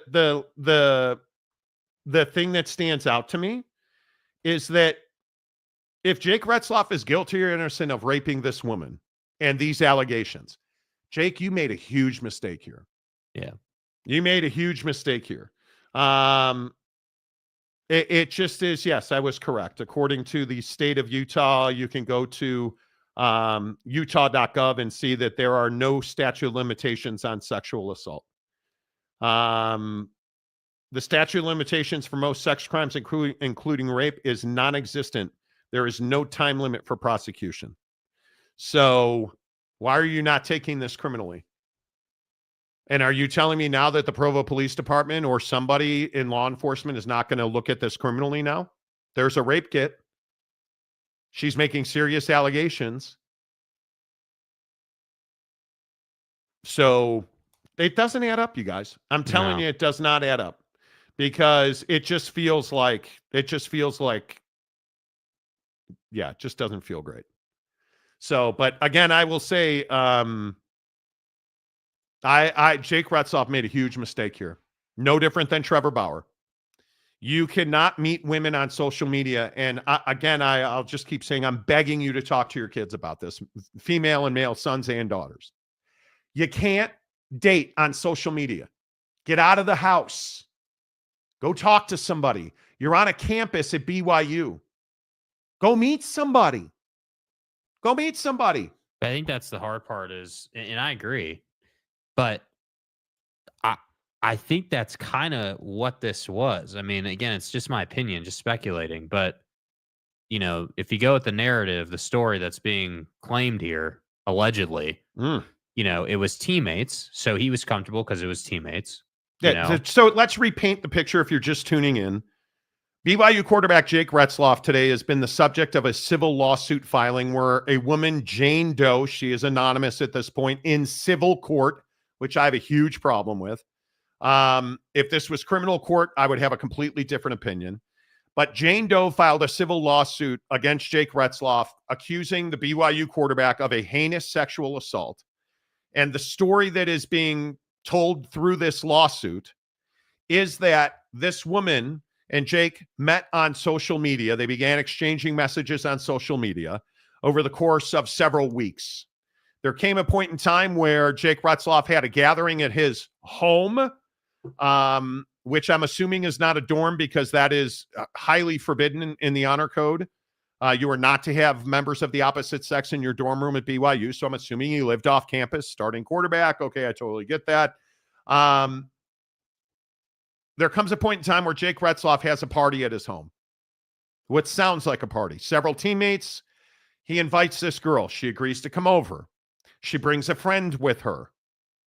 At one certain point in the evening, everybody left, including the girl's friend. So what I draw from that is the girl felt safe enough that she stayed with Jake Retzlaff in his home alone. One thing led to another. They began kissing while apparently watching a movie. The girl did not want to be in that situation. They eventually wound up in Jake Retzlaff's bed, where this woman is now accusing Jake of a violent, heinous sexual assault, where he choked her, according to reports, with two hands around her neck. There is evidence of bruising. There is a bite mark. There is bruising on her neck and on her thighs. She says she was in so much pain that she passed out. At one point, she woke up, was terrified, but did not leave because her cell phone was charging. And while she was charging the phone, Retzlaff woke up again and began to forcibly kiss her. She is also saying that she went to the police and through multiple conversations, chose not to tell them at first who Jake Retzlaff was. Then she told them who it was, and they said, no, you don't want to. Allegedly, the police said the victim never wins in these cases. You don't want to press this forward. She felt enough conviction, though, to get a rape kit done. And if you don't know, a rape kit is for one purpose: collection of evidence. That's it. That's its only purpose. DNA, body samples, whatever it might be. She had a rape kit done, and then this disappeared for 18 months. Just like it never happened. Jake Retzlaff goes about his life, has a sensational season at BYU in 2024. Goes to Jerusalem this summer on a pilgrimage. Got on BYU TV today and talked about it. Got off stage, and apparently then a civil lawsuit dropped saying all of this stuff. And that's where we are. And Jake Retzlaff's attorney, who we have a call into for comment, says that, quote, Jake is factually innocent. He's a nice young man. I've met him. I have to agree. I don't know what that means. I'm not trying to be a dick about this. I've read a lot of attorney statements in heinous crimes. I've met him, and he's a nice man, has never been included in that. And I've never heard of the phrase. And I called this law firm a few minutes ago, and I told the paralegal that they transferred me to, I don't know what factually innocent means. Can you define that for me? She put me on hold. She came back and said, Attorney Bout is on a phone call. He will call you back. I said, okay, can you tell me what factually innocent means? I cannot, but attorney will call you back. I've never heard of factually innocent. Yeah.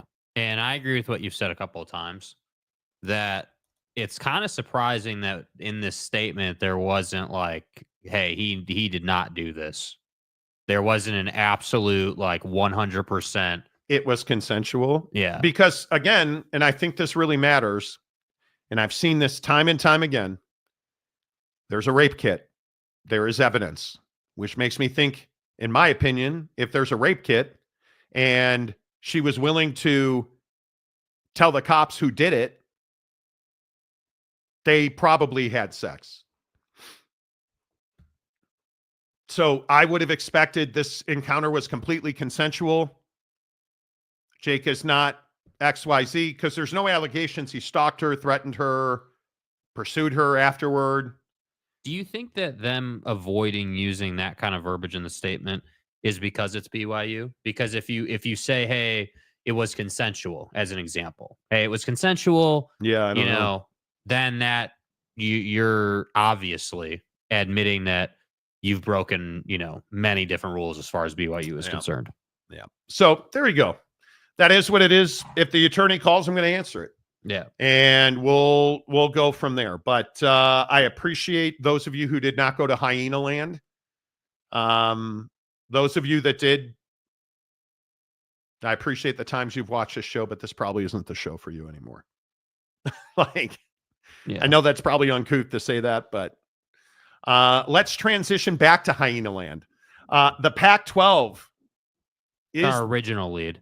Our original bait for Hyena Land. Yeah, the Pac-12 could be close to a media rights deal. It depends on who you believe. We have told you in our reporting on this show, and we've pretty much had the exclusive on it for the better part of 6 months now, that we have been talking to sources in the television industry who have been telling us that the Pac-12 is struggling to land a significantly improved television deal to what they have now. We have told you several things: that the CW is likely to be their linear television partner, that streaming will be a significant part of the inventory equation, where most of the athletic events in the Pac-12 will happen will be on stream, and that as far as football and basketball are concerned, the majority of those games will live on the CW. And then a gentleman who we asked for comment, who we did not get a comment, Scott Barnes, did an interview exclusively with the Corvallis Gazette, where Scott Barnes said, I think the goal of the continued exposure on the national level, we hit our goal there for sure, talking about the deal they just got. Right. As it relates to the future, I really like the progress we've made. So all of the people, including the genius in the Northwest, saying that the deal is signed, sealed, and delivered, As we've told you, it's not. Scott Barnes confirms they do not have a media rights deal beyond 2025. We're getting closer. We're getting close to the 26 and beyond media deal. They do not have a media deal signed and delivered, as we have reported repeatedly on this show. You have one of the most influential voices in the Pac-12 telling you they do not have a media rights deal for 2026. I won't share any more details as it relates to that or hinting towards that, but let me say that our 26 and beyond contract will have a primary platform, like the CW. It will include free-to-market cable, like the CW. It'll have, we believe, streaming, direct-to-consumer. All of those are being considered. So we're looking forward to getting to the finish line. So just in reaching out to people that we know in the sports television industry, it certainly sounds like ESPN and ESPN Plus on the digital side will be involved. My guess is, and this is what we said, if you go back, it's on the channel. My guess is the 2025 deal is going to look remarkably similar to the 2026 deal and beyond. And my guess is the money is going to be remarkably similar. My question is, if that is in fact the case, because that's what we are hearing, that ESPN Plus and this new ESPN direct-to-consumer app product that ESPN is launching, who's paying for the production of those events? Because what I think is likely to happen is that the Mountain West and the Pac-12, either as a single entity or two different conferences, will wind up very similar to each other, financially and in distribution, because neither one is head and shoulders better than the other as two separate entities. Right. That much I think we all would agree upon. Basketball-wise, I think they're going to be very close. Very, very close. Football-wise, I think you're probably leaning a little more towards the Pac-12 because the best program in that entire pot probably is Boise State. I would think you would hope, if you were the Mountain West and the Pac-12, that your membership will do everything it could do to build and grow and scale as a football program, which means win more games. But my guess is, based on what I've been told and people in the TV industry that we've been talking to, I think they're both going to be remarkably similar. I know that both the Mountain West and the Pac-12 have spoken to ESPN about their direct-to-consumer platform. ESPN needs the content, frankly. The late windows on the West Coast are limited now. You have ESPN with BYU in Utah. You have CBS and NBC with the Big Ten, the old Pac-12. So when you look at, hey, what's available to us, CBS Sports Network is going to need content. ESPN direct-to-consumer, it's essentially, hey, all of this can go into our direct-to-consumer. They're unlimited bandwidth-wise. It's quite literally just going to be a menu. And anybody that subscribes to ESPN could say, oh, here's Boise State and Gonzaga basketball tonight. Let me watch that. Right. So my guess is, after talking to TV people today, I think they're both going to wind up getting a piece of that pie. But what doesn't that deliver? Well, it doesn't deliver $10 million per school per year. It isn't, and I will continue to beat this drum. The right thing for these two conferences to do is to merge. I believe that will get them to 8, potentially more, but a minimum of $8 million per school per year in a media rights deal. On their own, I think they're somewhere between 4 and 6. Because the CW doesn't pay big money, and the Pac-12 has to produce those games, so there's a lot more costs. So what you're grossing is not what you're netting. I think their best move, I think the best position that the Pac-12 can be in is if the Pac-12 and the Mountain West stay aside, I have asked some of the most powerful people in sports television, hey, what do you think that deal's worth per school per year? Not a good number. And the number that overwhelmingly comes back is $6 million. Which I just don't know how that's viable. I don't know how that works. I don't know how you live off that. And if you're the Pac-12, you need to understand you're going to have to produce those games. And yes, they have the broadcast facility and really what's a production house down in San Ramon, which is the south end of the East Bay. And it is a lovely facility, is state of the art. But you got to pay for equipment upgrades and maintenance. You got to pay for trucks. You got to pay for personnel. You got to pay for, and that's not cheap. And so the question is, if you're grossing $6 million per school per year, what are you netting?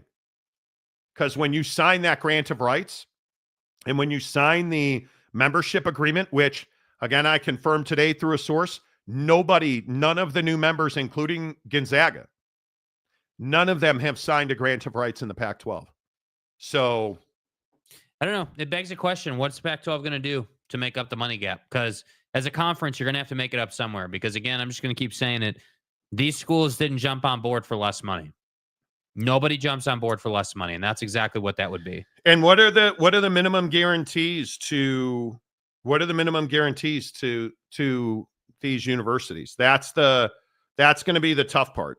Is what are the minimum guarantees, and how are you going to how are you going to make that work?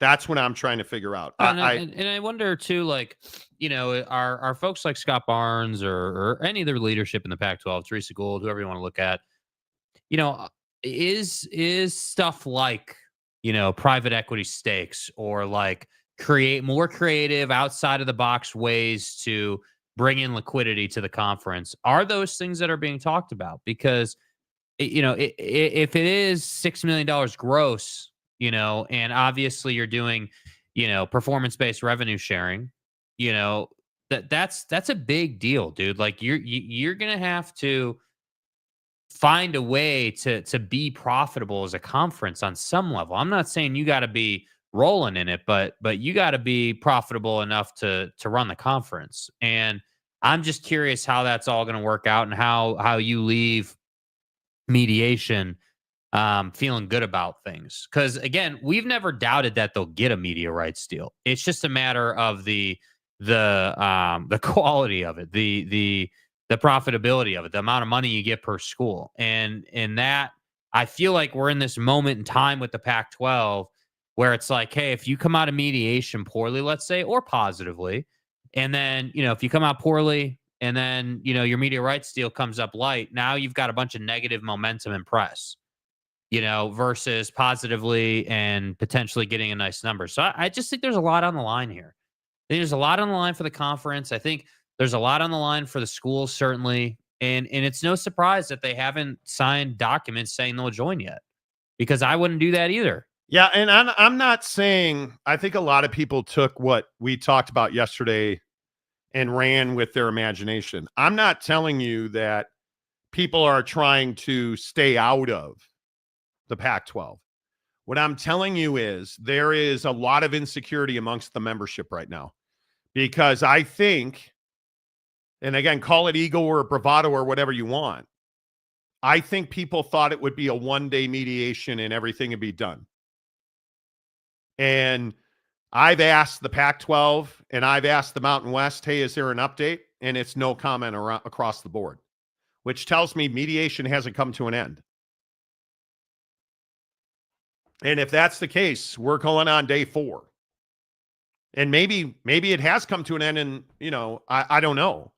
But if mediation is still ongoing, that's not great for the Pac-12. Because the Pac-12 voices, and again, you listen to them at your own peril. Pac-12 voices are telling you, slam dunk, dude. We're not paying any poaching fees. It's just a matter of negotiating the exit fees. Yeah, That's not the reality. That is not the reality. And I will just continue to say, I think I told Jake yesterday, Pac-12 fan, and I meant to get this graphic and then the Retzlaff thing blew up. Pac-12 fan lost their mind. What was that? February, right around my birthday, when I said I had been told by a source close to the Pac-12 that they had spent more than $10 million in legal fees. And I was told by Pac-12 fans that I'm making stuff up and you don't know what you're talking about. You're dumb. You don't have sources. Your show sucks. And then yesterday, what did Sportico release? That in 2024, the Pac-12 spent $11.8 million on legal fees. Oh. Which is an all-time record for an athletic conference. $11.8 million last year on legal fees. We're halfway through the year, and you have multiple lawsuits that you have not settled yet. Let that sink in, friends. Almost $12 million in legal fees in the Pac-12 last year. And when I told you that I was talking to people familiar with that situation who were wondering, where are we going to get the money to keep paying for these lawsuits? This is what we're talking about. This is what we're talking about. When we're talking about an athletic conference that doesn't have a media rights deal moving forward, spending $12 million on legal fees in 1 year, and you're still neck deep in litigation. That's what I'm, Big Blue Horses, DTC, direct to consumer, is a double-edged sword. You find out real fast how popular you really are, and that can be sobering. I think that there is a real need to have ESPN involved in the TV deals, in the, quote, media rights deals for both the Mountain West and the Pac-12. And it's because it's universally available. If your son or daughter are going to Boise State, you need to be able to watch those games no matter what. Because, remember, the Pac-12 doesn't have a national deal with the CW. They have a regional affiliate deal with the CW.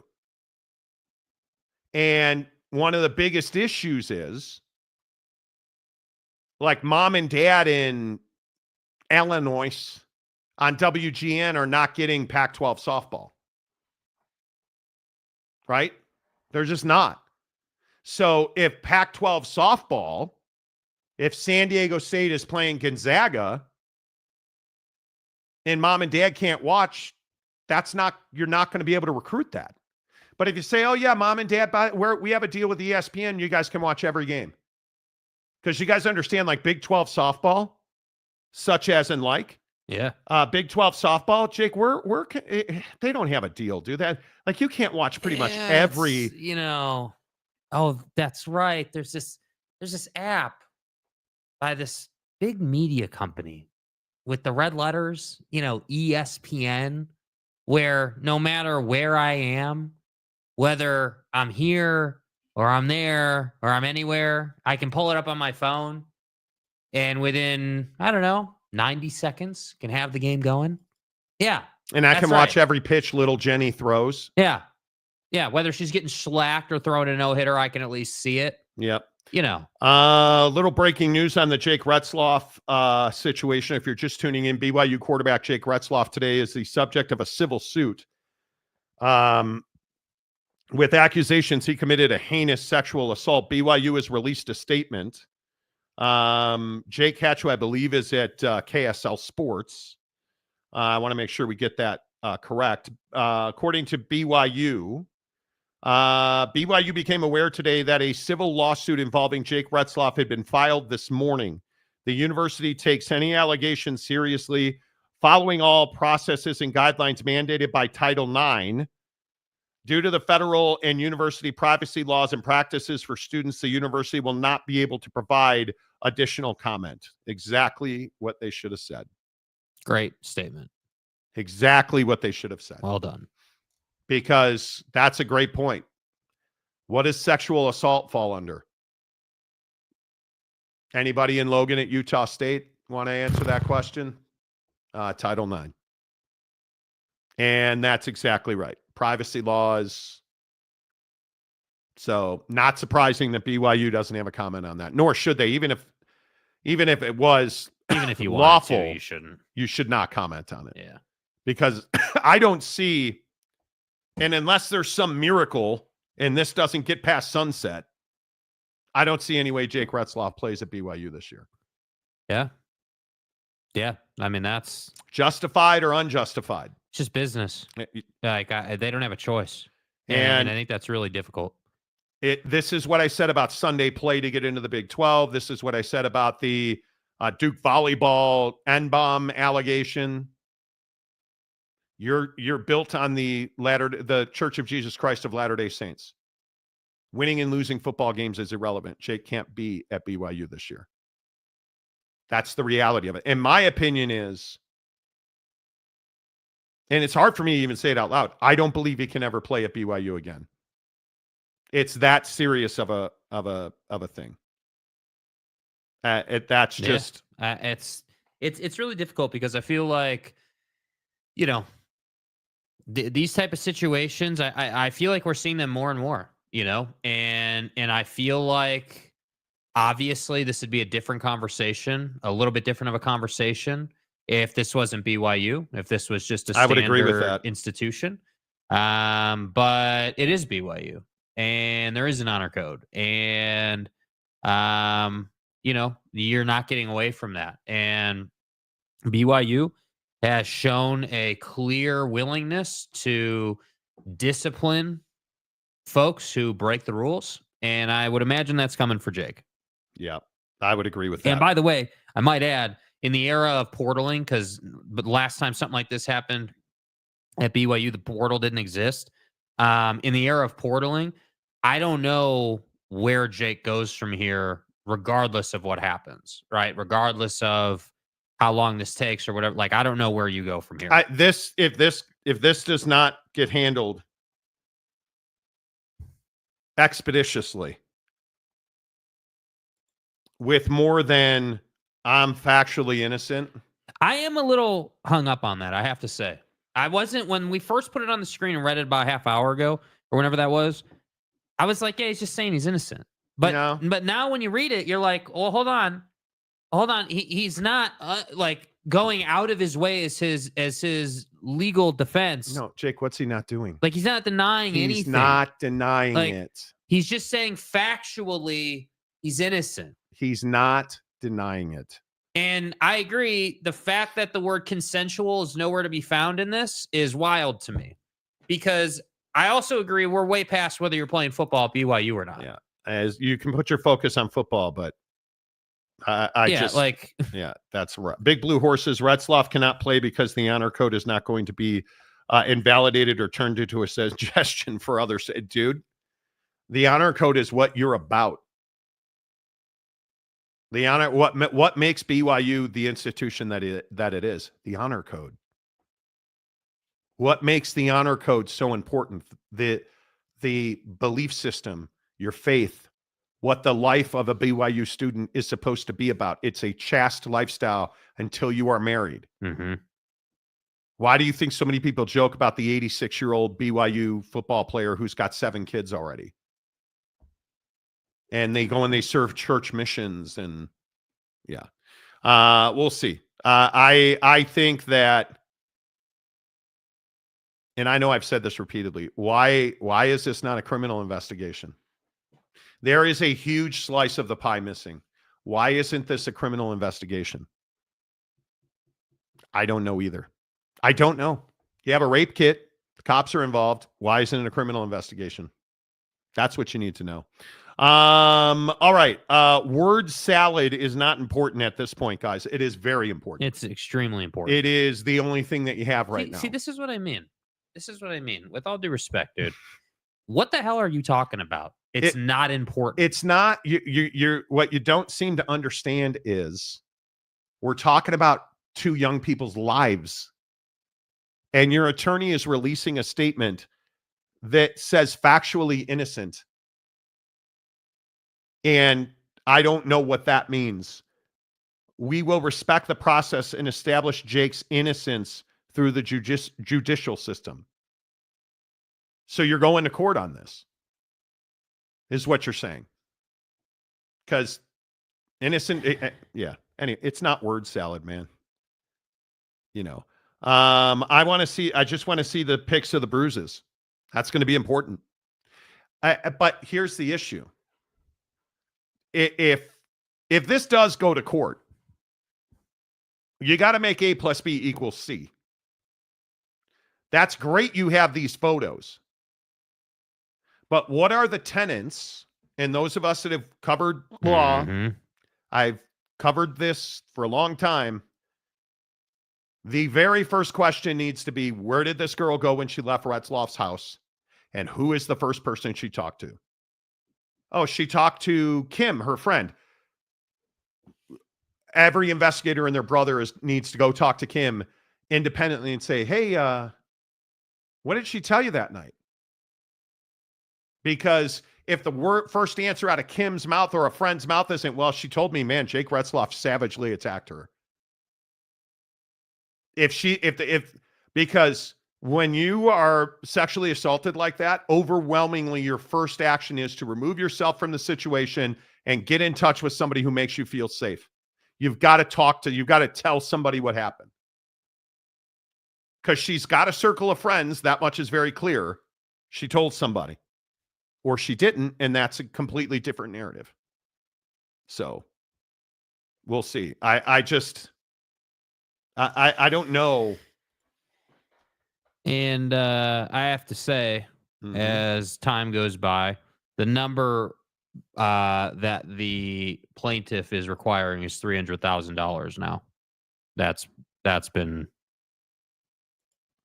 that's out now. That's what she's asking for. So not a small amount of money, obviously. Sure. And I don't know if Jake has that, if it's an option for him to try to settle this or what. See, that's the hard part. See, the hard part is. So wait a minute. Hang on. Let me get this right. This is just me. You went to a house party with the star quarterback at BYU who according to you, savagely raped you. Mm-hmm. To the point where you passed out. And you're only asking for $300,000? You're not asking for future earnings? You're not trying to attach yourself to more money than $300,000? That seems awfully light. And again, I'm not trying to be a dick about this in any way, shape, or form. Were you looking for a quick yes, let's settle this? I need to understand, did she reach out? Did the attorney reach out to Jake before this filing? Because it doesn't seem like. I would assume Jake Retzlaff was aware this was coming because he has an attorney who made a statement. So on some level, he had to know this was happening. Did she or herself or through her representation reach out and ask for a payday? It's a super relevant question. $300,000 to the starting quarterback at BYU doesn't seem like all that much money. When you're using words like strangled me in the lawsuit. And when you're using a term like factually innocent, and essentially, factually innocent means you're innocent of what you're being accused of. But it's a really odd thing to say in this moment. It is. It just doesn't make a lot of sense. It's $300,000. Okay, so many things are coming to my head on the three. Where are you getting what's the source of that? Multiple. Deseret News had Deseret it. News. Yeah. Okay, great. Deseret News, local. Great. Awesome. Yeah. Church-owned newspaper, by the way. You're telling me you're asking for $300,000? Well, one, why didn't you ask for more? And Jake, how come you didn't pay that? Well, that's my point. Did you not ask him for a payment before you filed this suit? Again, this is not criminal, it's civil. If I'm Jake Retzlaff, I'm probably not real eager to pay that settlement if I didn't do what I'm being accused of. Okay. But I'm also not real eager to be talking about this today and putting my football future in significant jeopardy. Significant jeopardy. I don't know. That's fascinating. It's only $300,000. Somebody will have to help me understand that. That's really interesting. That it's, am in the comment section.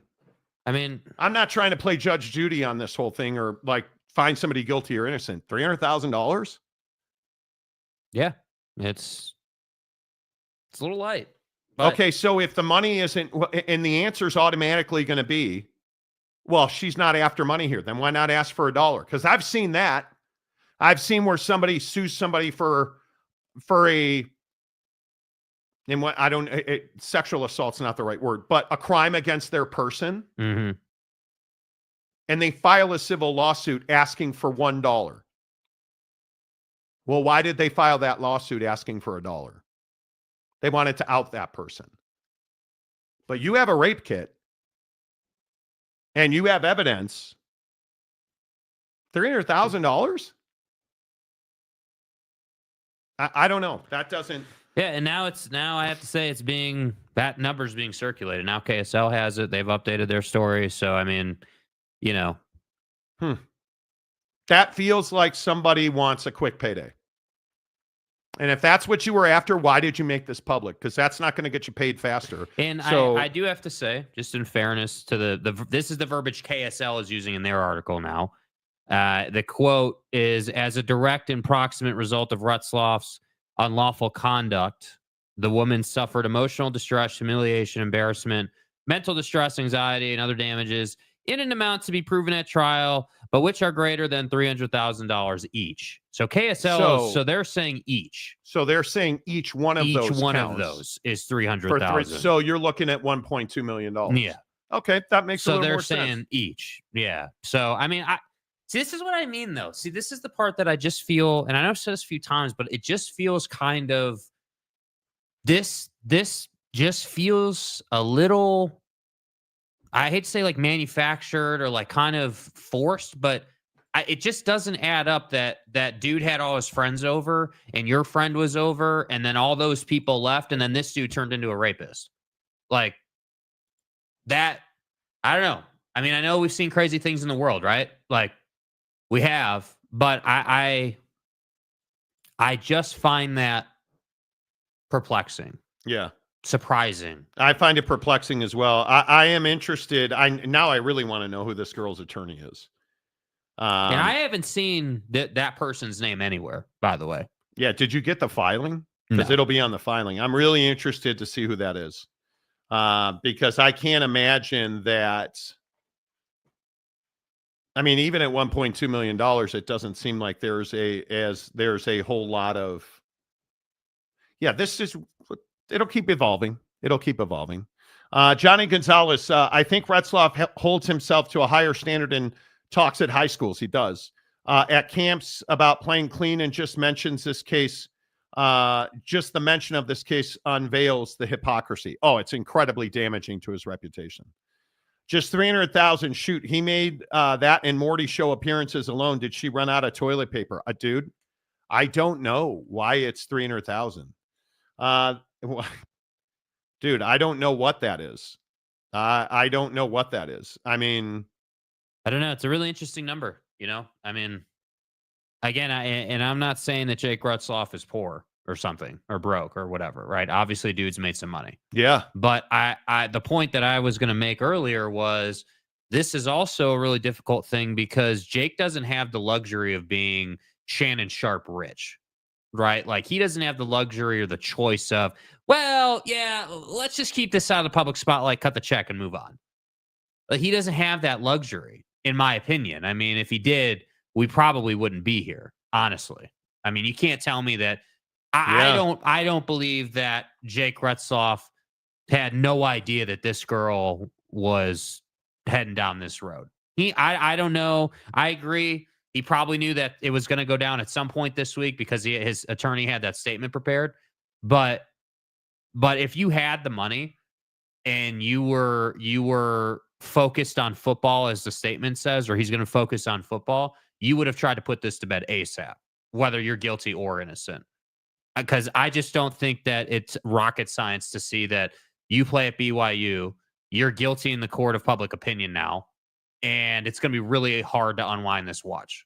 Yeah, so you go to Jake Retzlaff's apartment to play video games and hang out and charge your phone. That's the weirdest part of this. I don't understand. We'll see. We have a request for comment into Jake's attorney. I don't know. It'll be interesting to see how this all plays out. I don't know.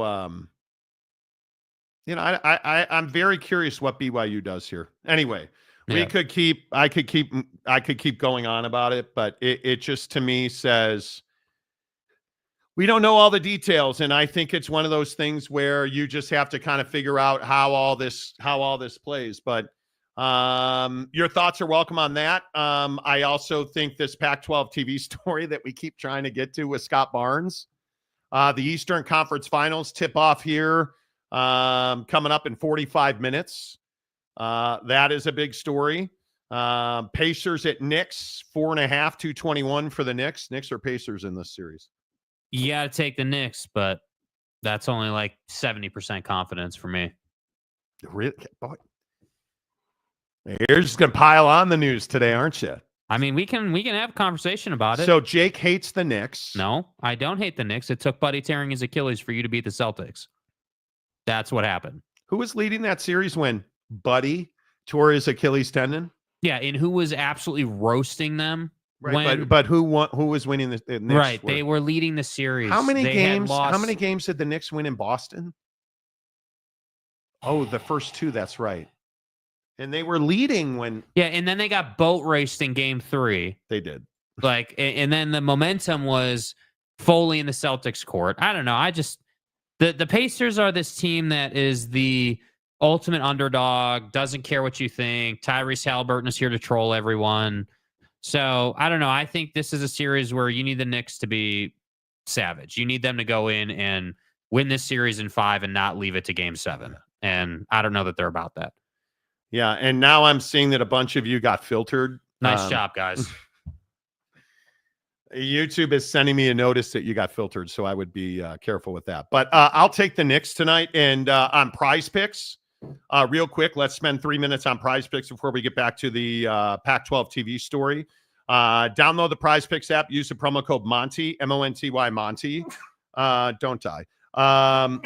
Bless us all. You're welcome. And there's a 25% payout boost tonight for basketball. Yes, let's go. I am all about that action, boss. So see, that's what I love about Prize Picks. They give you things like a playoff basketball boost for payouts. Yeah, that's exactly right. Let's go with the Knickerbockers. I'm taking the Knicks tonight. I like Jalen Brunson's got a bunch of numbers I was looking at this morning that have been updated. I am not a fan of his on points, but points, rebounds, and assists are interesting. Is Indiana as solid a defensive team as Boston? No, they are not. I think you got to go more than 39.5 for Jalen Brunson tonight. Points, rebounds, and assists. I like that one a lot. What do you think of Karl Anthony Towns in this series? I think he's got a tough hill to sled here. Yeah, I don't love it. I don't love it at all. A little bit of a softer player, I don't know. Indiana's physical in the middle. And yeah, so I probably would stay away from him. Do you like Tyrese and his dad? Daddy. Do you like Tyrese Halliburton in this series? Yeah, I mean, I like him because he's got the ball in his hands a ton. So, I mean, there's a lot of ways you could go. And, I look at, 3-pointers made is super volatile. 6 against Cleveland last game, but wasn't doing anything before that. I look at, free throws made, I think is a really reliable one for Tyrese Halliburton, especially in this series. It's going to be physical. His number's 2.5. What about Miles Turner, 6.5 rebounds? Yeah. He's done that 4 of his last 5 games. Yeah, that's pretty reliable then. Yep. I think that is very reliable against a team that doesn't rebound well. Defensive rebounds are only 5.5. Yeah, I'm going to go just rebounds. You're just going to go total rebounds. Total rebounds, yeah. Okay, 6.5. Do you bump that up to 7.5 for a demon? A demon. Nah, just go 6.5. Well, nah, I'm just going 6.5. I'm not doing a demon. Okay, so then those are my 3 picks on a flex play with a payout bump. So I'm doing the Brunson more than 39.5 points, rebounds, assists. Oh my God, I love it. Tyrese 2.5 free throws made, so he's 3. And Miles Turner for 7 rebounds. I got OG Anunoby up in here. OG. 23.5 points, rebounds, and assists more. Jalen Brunson, 39.5 points, rebounds, and assists more. And Miles Turner, 6.5 rebounds more. 20 to win 110 on a 25% payout boost. Let's do this. Love that. Cubs won this afternoon, took 3 of 4 from Miami. So there will be no baseball play tonight, even though Shohei Ohtani, you jerk. Oh, did I get hosed last night? Oh, did I get hosed? Last night, you guys want to hear some bad NBA? Shai Gilgeous-Alexander, less than 44.5 points, rebounds, and assists. He had 45. Chet Holmgren, 9 rebounds. He had 8. Got hosed on that. But then on the Cubs, Jamison Tyone and Weathers, 1 run in the first inning. We won. Pete Crow Armstrong, PCA. Now, I don't know why this guy is so popular. 5 hits, runs, and RBIs. This and guy's then a casual. Shohei less than 2. So we cashed last night on baseball.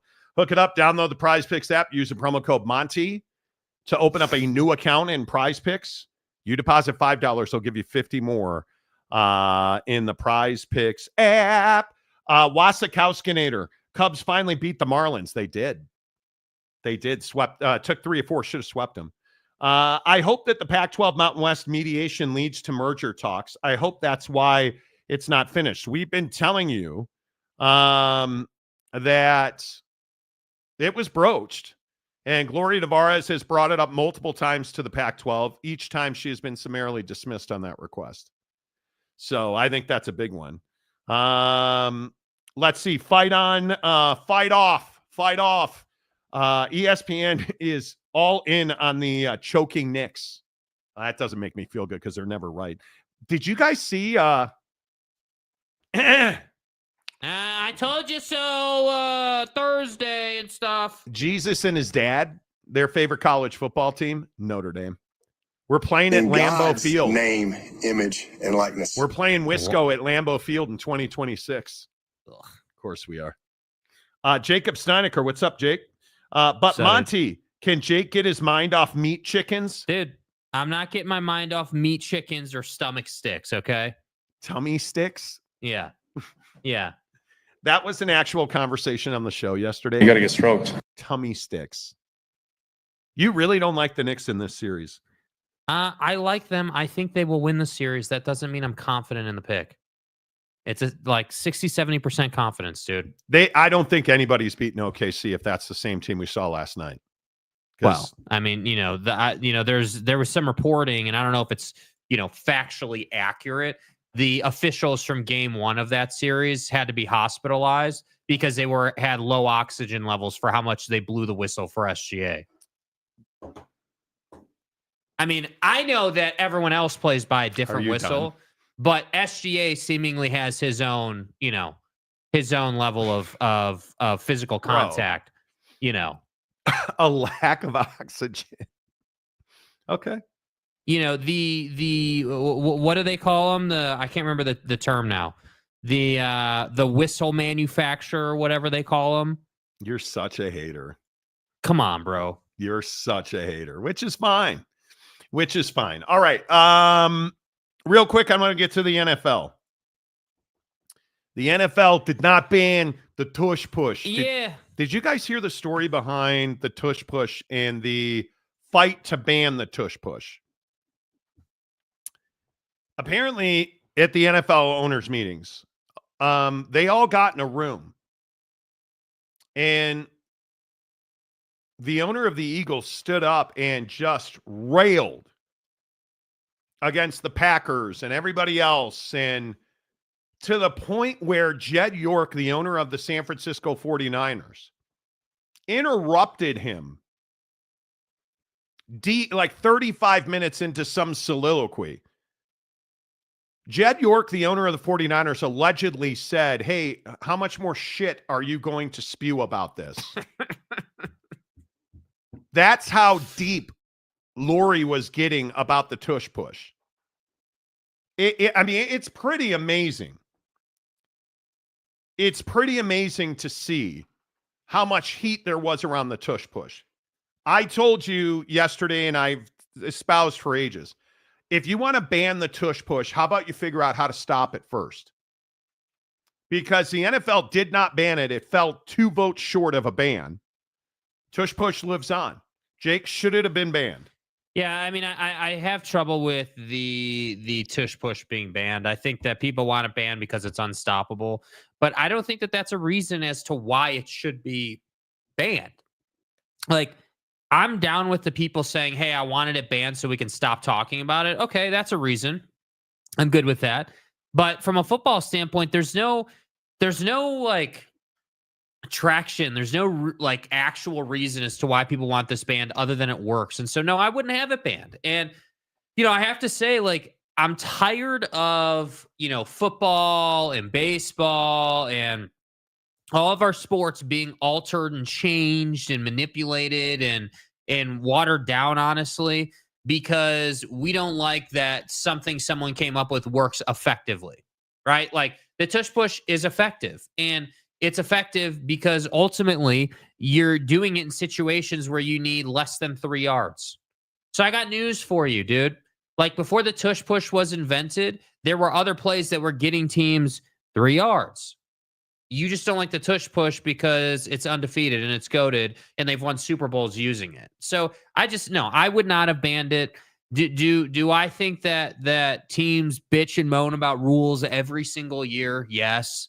Yes, they do.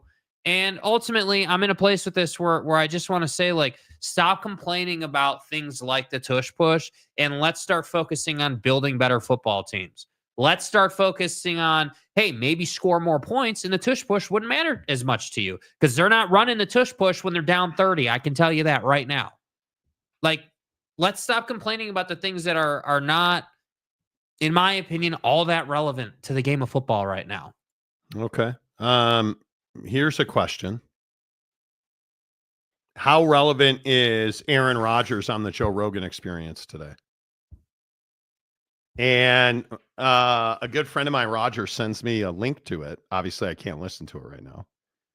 But Rodgers saying you got to go listen to this. Apparently, Aaron Rodgers said, "I've been in the weeds with people in my life who are close to me who have cancer."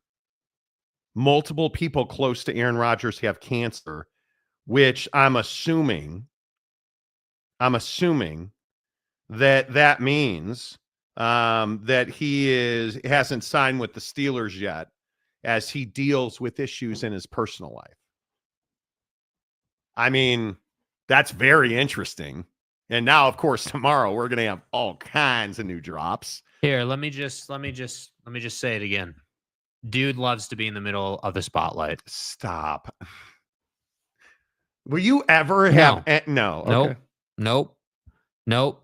So let me get this right. You're saying that because you're in the weeds on multiple people having cancer, that somehow has anything to do with you not signing? Yes.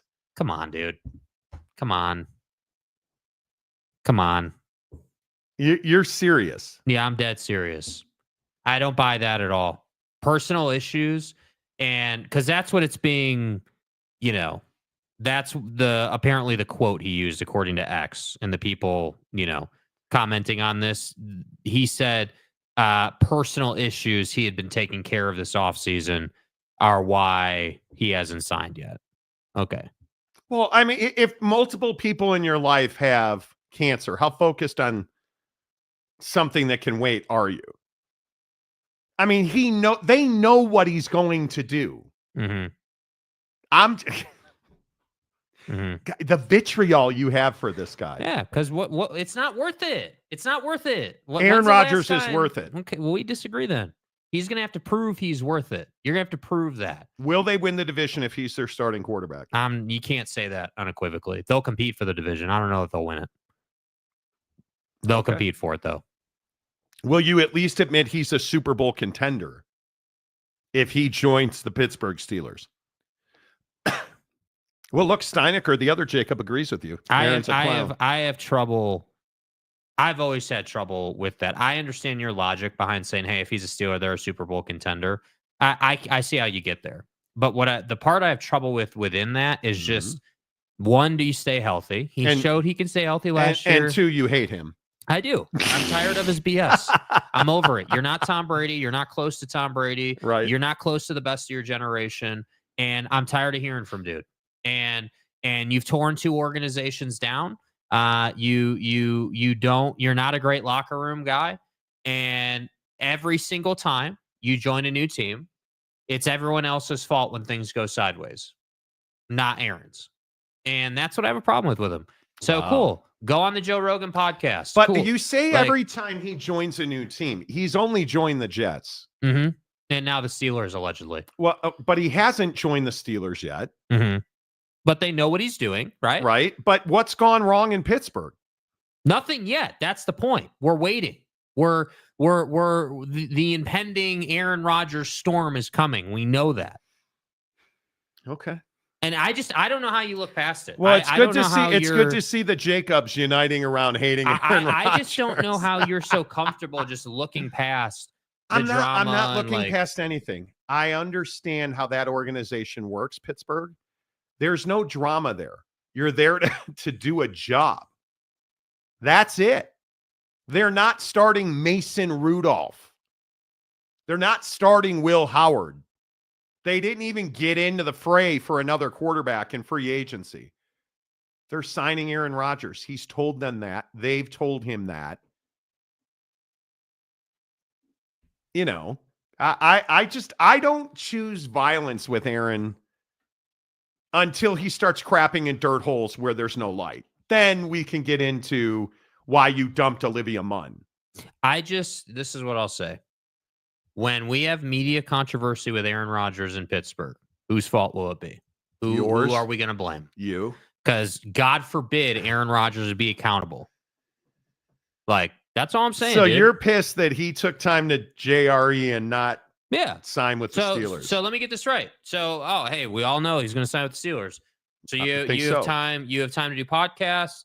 You have time to disappear for a couple of months, and you're saying that that's because multiple people in your life had cancer. Okay, if that's true, genuinely, dude, I'm sorry you had to deal with that. That's awful. Obviously, nobody. Sorry you are dealing with that. Nobody wants to go through that, right?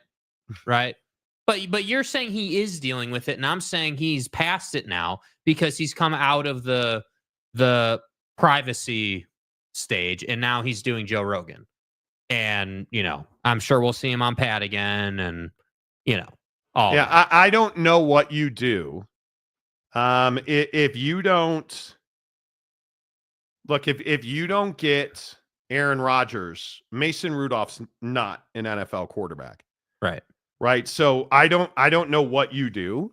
I think it's pretty solidified. Aaron's going to Pittsburgh on his time because he's earned that, or at least he's being given that because he's Aaron Rodgers. And they've decided to go that route too. They didn't have to do this. Like, the Steelers committed to him. It would seem. I would agree. They've also decided to buy into him. It seems, right? Obviously, I haven't officially signed, but it seems that way. Yeah, I fully expect him to play for the Pittsburgh Steelers. Yeah. I do. Joseph Harper. Hello, Joseph. Steelers won't play Rudolph until Christmas. See what he did there? Yeah, I see what you did there, dude. Nice job. See what he did there? Don't forget to smash the like button, Jacob says. Yes, please. I have been terrible at YouTube today. Almost 4,000 views and only 66 likes. Yes, please hit the like button. It really helps the channel grow. Who's Aaron Rodgers? I don't know. That name sounds vaguely familiar. I think it's Danica Patrick's significant other. Johnny Gonzalez. Aaron, you're the cancer that all those people are dealing with. Wow. Okay, see, I don't say things like wow. Steinecker wants to know how is he even relevant in 2025? Because he was pretty good last year. Played pretty well for the Jets last year. And I think the thing that has people excited is he got better and better every week. So I think that's interesting. Loner Phone says Rodgers is a huge clown. Okay. Daniel Dixon, I think Brock over Aaron will win the Super Bowl first. Well, I mean, you have a little Iowa State bias there. Well, and you also have Aaron's got much better weapons, in my opinion, and a much better setup potentially. Yeah, I think Brocktober is rich, but not sure you're going to win. Yeah, that's a question. Aaron's still not ready to come out of the darkness yet, Joseph says. There it is. Don't forget, smash the like button. Yes, I appreciate that. And here we go with the Mason Racing mood off talk. Exactly. Remember, Olivia Munn also suffered from breast cancer on both of her breasts. That's Aaron's fault. But thankfully, Danica doesn't have any, so she doesn't have to worry about that. Boy, did she make an ass of herself the other day. How do you not know what habeas corpus is? The great mysteries of life. Will Howard is the future of Pitt, obviously. Johnny, fight on. I offered to... No, dude, what are you talking about? I'll be the 69th like. Nice. I like it. Nice, dude. I like it. Listen, I think it is... I think Aaron Rodgers has earned the right to miss OTAs and minicamp. So... oh my God, Jim Irsay is dead. What? Wow, Colts owner Jim Irsay is dead. Are you serious? The Colts released a statement that says, we are devastated to announce our beloved owner and CEO Jim Irsay passed away peacefully in his sleep this afternoon.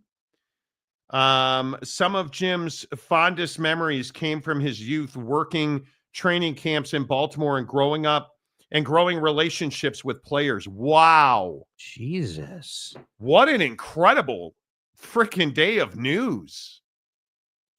Holy cow. Man. Jim Irsay passes away in his sleep, according to the Indianapolis Colts. Wow. When's the last time we saw a day in news like this? Yeah, it's wild, bro. I don't know.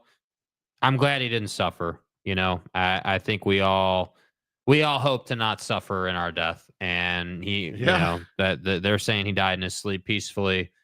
You know, great. You know, that's ideal. But what a shocking.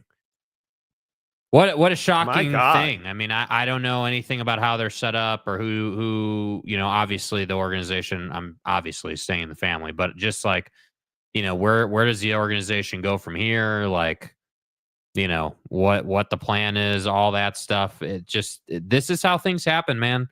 One day you just show up and all of a sudden it goes down. And, you know, I think, almighty. You know, I think whether we're talking about the Retzlaff stuff, Irsay, you know. And it's not like he was old. I think he was in 1959? Yeah. I mean, the guy's not even, oh my God. Like, that's crazy to me. I just, you're not even, 70? That's 66. You're not even 70 years old. And obviously he lived a rough life off the field. I mean, we saw with the arrest and the money and Legendary owner, dude. My goodness. Jim Irsay, the owner of the Colts, passes away today. Apparently went to take a nap this afternoon and just did not wake up. Good night. Yeah. I don't even know what to say to that. Like, it is the life that Jim Irsay lived and the battles, the demons that he battled.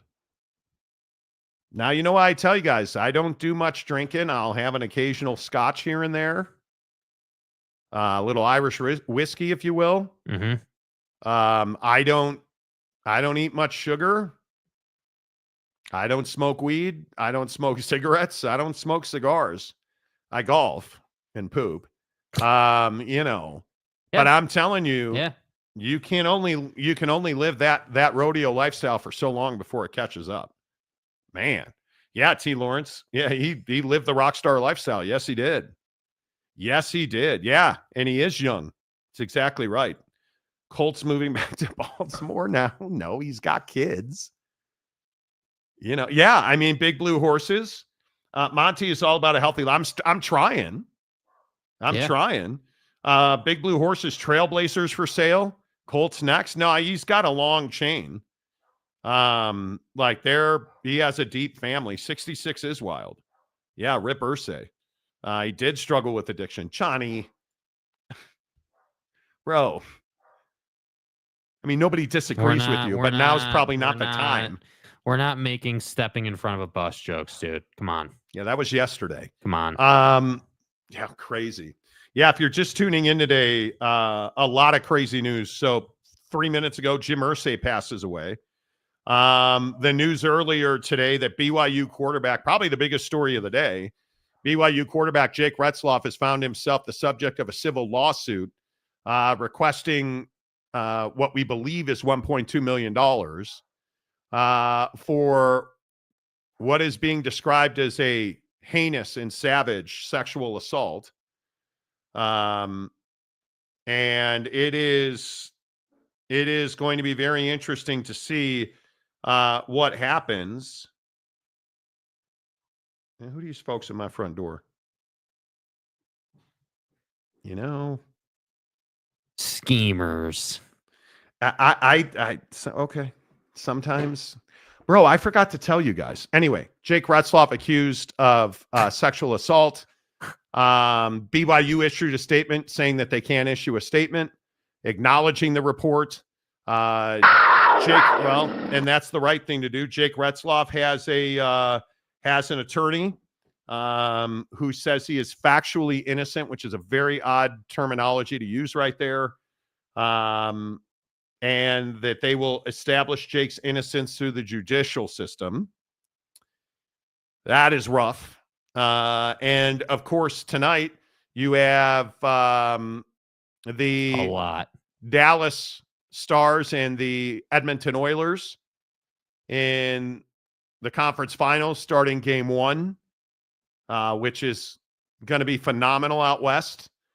You've got the Knicks and the Pacers tipping off in about 15 minutes on TNT. Knicks are 4.5 in game 1 of the Eastern Conference Finals. Shai Gilgeous-Alexander wins the NBA MVP award, to which Jake was immediately upset and began flinging fecal matter against the wall. Was that a seizure or? No, much like the hood pooper a couple weeks ago, that was the hood pooper. That was very much a choice, and I just was upset. Why were you so mad that he won the MVP? I'm not mad that he won the MVP. I'm pissed that they're giving him the whistle in the playoffs. That's what I'm upset about. I think that it is okay. When you're giving a guy, one player, the whistle that much, it ruins the game. There were multiple instances where he was never touched, but he is so good at manufacturing a whistle that he gets to the line. So give him credit. I have no problem with him. I have problem with the officials and how they're officiating it. I think if you want that to be a good series, you're going to have a game or two where you're not blowing the whistle for him almost ever. Steinecker says that forever nap sounds nice. No disrespect to him. No. Hey, man, if you're going to go, I watch ER. I watch The Pit. I don't want anything to do with a massive heart attack. I watch Mobland. Yeah, I know how Mobland goes. Don't be lobbing no grenades into a diamond deal. Don't be rolling up with chainsaws, okay? Yeah, I'm good. Don't be going behind the scenes with a mobster trying to make a deal. Dude. Mobland was really good. Yeah. And people are hating on it. I love it. But yeah, if there are worse ways to go. Yes, there are. If you're going to lay down and go to sleep and you don't wake up, that's not the worst way to die. I don't know. I don't want to get hit by cars. I don't want to go the Arenas route where your cyber truck almost burns you to death. No, I'm good. He wasn't that old, only 65. Yeah. Very young guy. Yeah. Well, maybe it's the biggest news of the day. It is. Monty equals no porn, no smoking, limits drinking, and loves his family. That's healthy in my opinion. Hey, man. Listen, you guys, I'm 50, you got to do what you got to do. At my age, you have to try and be active. And I'm really busy right now. Not that you guys give a rat's ass, but I'm busy right now. Not only do I have the show, I'm trying to build a side hustle full time. I have a lot going on. My wife is currently running fitness circles around me. She gets up this morning and does a strength training workout. Like the girl is just making me look ridiculous. But yeah, at my age, I take my vitamins every day, twice a day. I am drinking, I'm trying to drink more water. I eat a lot of fiber. I have oats every morning. I'm telling you, you got to help yourself. And I don't care if you're 25 or 55, dudes, eat your fiber. You have got to get fiber. You have got to get greens. Don't ignore your poop. Like I'm telling you, it's uncomfortable. Don't ignore it. Cougar Tracks. Wanted 1 4 or 5-star QB, benefits available. Contact BYU Athletics. Bro. Oof. Roche, BYU commented they have no comment. Exactly right. Just realized nobody has coughed yet. Not much. Dude, why would you say that, bro? It's been good. It has been very good. It's been good. It has been very good. We're not coughing. We're not dying. Like, things are good. Yeah. Chris Faithful, crazy comment from the Tush Push article. Lori made an analogy. Yeah, how about this? Telling a room that regardless of whether the play was banned, it was a win-win for the Eagles.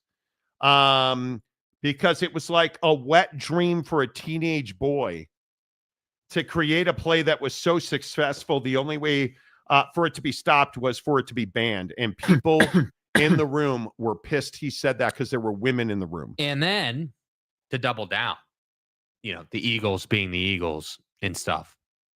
What did they do after the hearing was done? The meeting was done? Yeah, they posted 4 hours, bro. 4 hours of Tush Push plays. I loved every on minute YouTube. Of it. Yeah. Steinecker says, go to bed dead and wake up alive. Scary Movie 3. No. And just die. Have you guys seen The Accountant?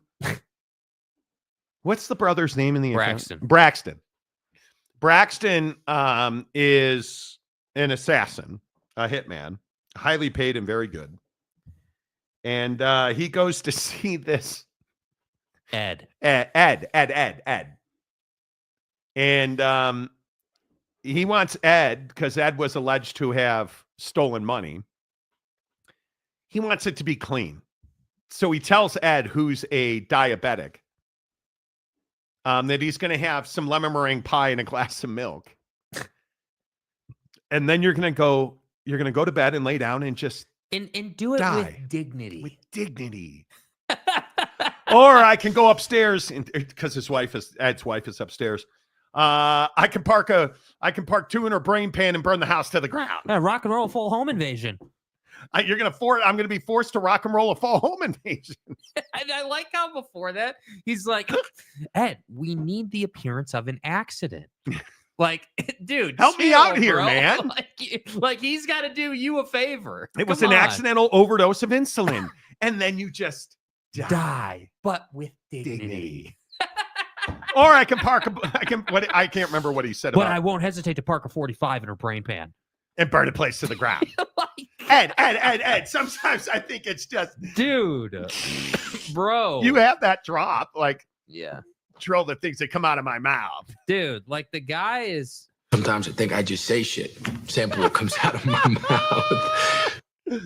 Oh, the accountant is so the kitchen Concept scene. you and your sticky fingers probably find hard to grasp. The sticky things. The kitchen scene is amazing in the accountant one. They already made it. Physiologically, it's a non-starter. Yeah, they already made the accountant too. I've seen it. It was good. Yeah, it was pretty good, dude. Yeah, the Mexico kid scene was pretty good, right? I think it's one of the John Bernthal is such a stud. Yeah, dude. he's one of my favorite actors. We saw him at Gibson's Steakhouse. My wife, my wife pisses me off. It's tough when you marry below yourself. I just thought that you would appreciate me treating you like an adult. Which is what my wife did. She married far below her level. I tell her, because we're going back to Chicago for the Cubs on the 4th of July. I'm like, hey, let's book Gibson's. Yeah. Let's go, sweetheart. Suckmyass.com. Yeah. Drop the dustpan. Book me some dinner. I'm kidding. Totally kidding. She books me Gibson's Italiano. No. We're going to Carmine's for Italian. We're going to Gibson's Steakhouse. It's and Bernthal walked right through. It was amazing. And the funny thing is too, when we saw him, we literally passed chest to chest by him. It was kind of tight quarters, and he's chill. Like, yeah, he's a nice guy. He's just a dude. He knows that you recognize him, and he just gives you the looks you right in the eyes, gives you the whole old head nod, and you're good to go. Steinecker says, "What in tarnation? I'm at work all the time." Yeah, we appreciate you. Loner phone. I love the line dancing. She was amazing. Really good. Oh boy, another Chicago flight, more pneumonia. Thanks for that. Look at that. Riley O'Brien says, by the way, boys, by the way, Well, Riley O'Brien is famous on the show for getting pissed off that we say by the way all the time. Well, it apparently annoys we're not making any changes, which is fine. All right, before we get out of here, how much money do you need to make to be happy? So Jake, I think Jake, you might be constipated today. I don't know what you're such a rat ass about. I don't really get it. Jake walks in here today. Like we're trying to get some lunch down. Then the lawsuit comes out, the S hits the fan. And Jake's like, you know what? 17% of Americans want to move to Europe anyway. I was just trying to find something non-sports to talk about. And I see this study talking about how people are inside of 5 years, 17% of Americans say they're going to leave the country. Get the f out. I say go. Better news for us, right? And I think one of the things that's so interesting is how much money do you need to make? So I was talking to a bro today who was telling me, oh man, if I could just make $10,000 a month, you'd never see me again.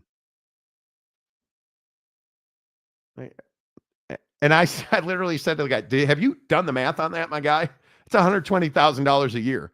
That's not buying you gasoline anymore in this country, right?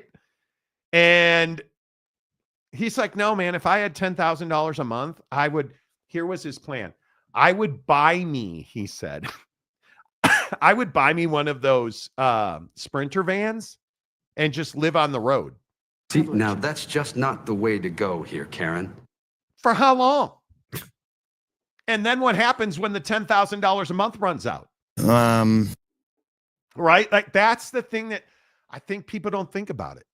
How much money would you need to make every month to stop working? Well, you can't stop working. That's the wrong question. Mm-hmm. How much passive income would you need to not work? And for me, it's $100,000 a month. If I was netting $100,000 a month, which I've told you on this show, that's my goal. If I can get to $100,000 a month, and that is from side hustle, passive income, I'm not working anymore. Mm-hmm. I will be the fitness and golf king of the world. Like, I will work out. I will travel with my bride. I will play golf. Right. I think my number's $100,000 a month minimum. What's your number? Yeah, I mean, it's probably a little less than that. I mean, not much less, but I think you could stop working once you have 60, 70 a month, I think. Because at that point you're It's only $600,000 a year. yeah, but 600 see again, this is the difference. If you go and take your $600,000 a year and you set yourself up in, like where you're gonna live with the house you buy and your all that, dude. Bro, 50, 60, 60, 70. I mean, sure, 100's great. But if we're being honest, like I would probably in real world terms, yeah, I'd probably make that 60, 70 G's a month for probably 6 to 8 months while I was still working. Get debt free, stockpile money. Which is a huge advantage that I have. I'm already debt free. Right. I don't have a lot of accumulated debt, but I think also, in fairness to myself, you're also 20 years older than I am. Correct. So you've had a lot more time than I have. Correct. So like our situations are different, which is not a bad thing. It just is what it is. So for me, yeah, I mean, $100,000 a month, that'd be great, dude. Obviously, I would love that. And I'm with you. That's the goal, and that's what we're building towards. But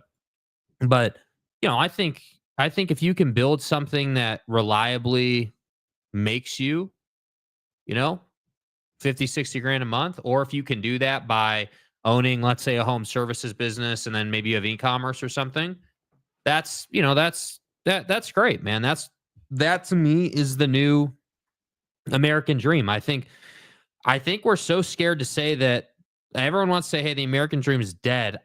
It's not dead. It's just changed. Right. The numbers have just gotten bigger. You have to get outside of your comfort zone, and you have to be willing to learn how to do something and invest in yourself so that you can go out and build something. I mean, it's this whole concept of like we take certain things in our day for granted. Oh right? my God. Yes. Like putting gas in the car, or just these odds and ends tasks. But at one point, you didn't know how to drive your car, or you didn't know what gas to put in your car. You didn't know how to do this or do that. Like we all had to learn those things. And so my main point is I really feel like we just get so lost in the sauce of the day that we don't think about, okay, well, if I would just take like 6 months and in my opinion, a year to invest in myself and build something, my life could look completely different. I think my plan is make $100,000 a month in side income. And that's net, by the way. Continue. Because I have an LLC that I run all my tax stuff through. All my income goes through an LLC. Like my LLC is for the show, content creation, all of that. Handles my taxes. I have a really good accountant. That's what I would continue to do. My plan is to find a way to get to $100,000 a month in the next, I would love to say 2 years. I think that's ambitious. But I don't want to work full time any longer than I have to. Yeah. I mean, for me, work is strictly utility. My passion is spending time with my family. My passion is playing golf on great golf courses around the world. Right. Like I'm going to Paris and Milan for Christmas. Cannot wait. Super stoked. Really looking forward to it.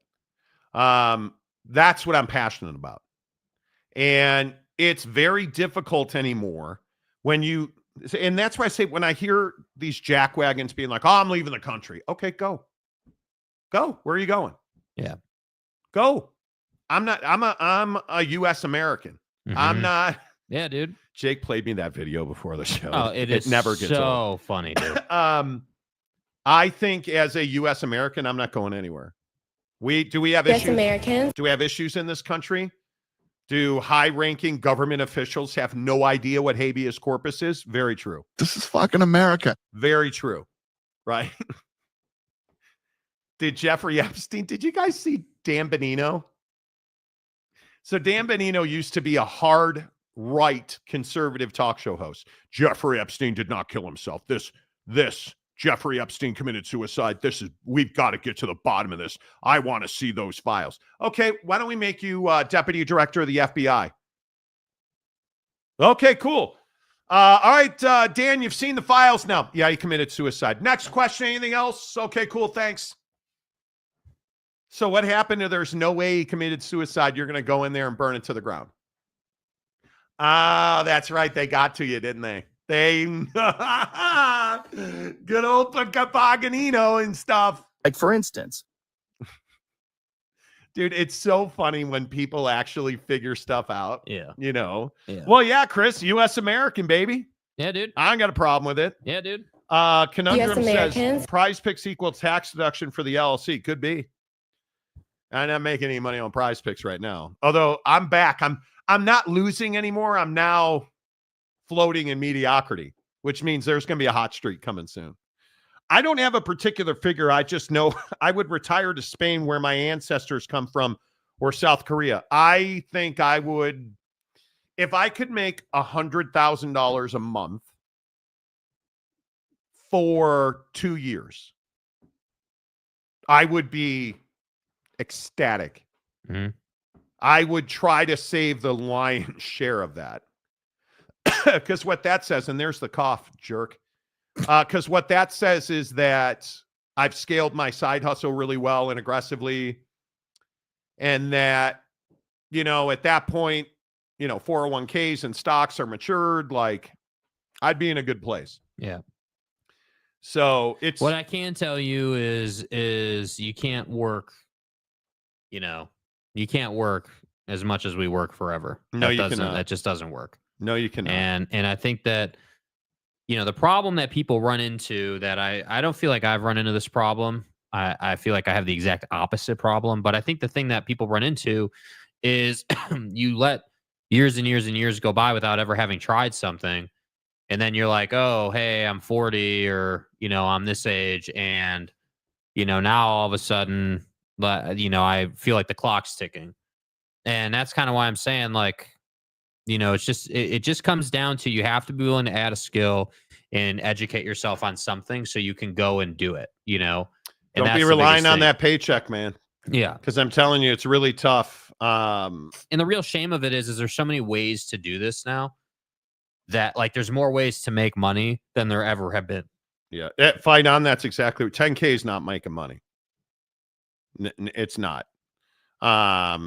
You know, training for freight broker, easy to make 10K a month. You got to get that right, though. Kim Coulter. Hello, Kim. Yeah, LMAO. Don't forget taxes unless you're in a tax-free muni. Yep, taxes are huge. Chris Faithful, 100K a month. You wouldn't hear from me again. Truth. Yeah. Joseph Harper. Since I'm only making $1,200 a month with disability, if I could double that, I would be ecstatic. There you go. E-commerce, man. Yeah. You got to find a way to get that business going. There's all kinds, whether it's Walmart, eBay, Amazon, there's all kinds of avenues. It's all out there. You can do it. If it was passive income, then only need 12 grand a month. That'd be all right. Steinecker, manage your expectations. I'm living my dream. Came from being homeless in the front seat of my truck to on cloud 9 a few years later. You can do it. Yep. You got to believe and you got to execute, right? I mean, I can't believe in you more than you believe in you. Believe you can do it, and you can do it. Yeah. Make 100K a month on prize picks. Yeah, maybe not. Maybe not. You know, that's a lot of money. I'm 32, working in the Midwest in a small cost home. I'm living my best life out here. Dude, keep going. Yep. Keep going. As a union worker, my guy, keep going. Work hard. Guam is an easy move. It's tropical and still America. U.S. Americans on Guam. MK, LOL. Yeah, Oregon State, Washington, San Diego. You guys are so bad. So bad. What do you mean? What are you talking about? Who said Cal Davis in Northern Illinois equaled Oregon State, Wazoo, and San Diego? Yeah, what State? are you talking about, dude? This is what inevitably happens. Guy who wants to be tough guy comes in and then makes a stupid comment and can't back it up. which is fine. Yeah. At least hit the like button while you're here, MK.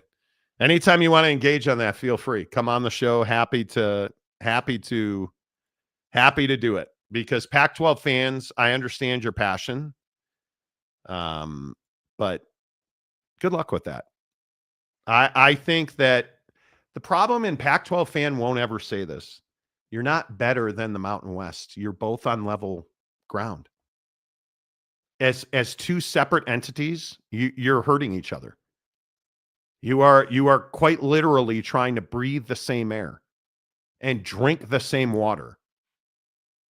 And it's not going to happen. It just, and I wish people understood that the Mountain West and the Pac-12 each have their own merits, and they each have pros and cons. When you put them together and merge them as a conference, the cons are far fewer. Yes. The money is far greater. Separately, I think they're each worth $4 to $6 million. Together, I think they're each worth probably $8 to $9 million.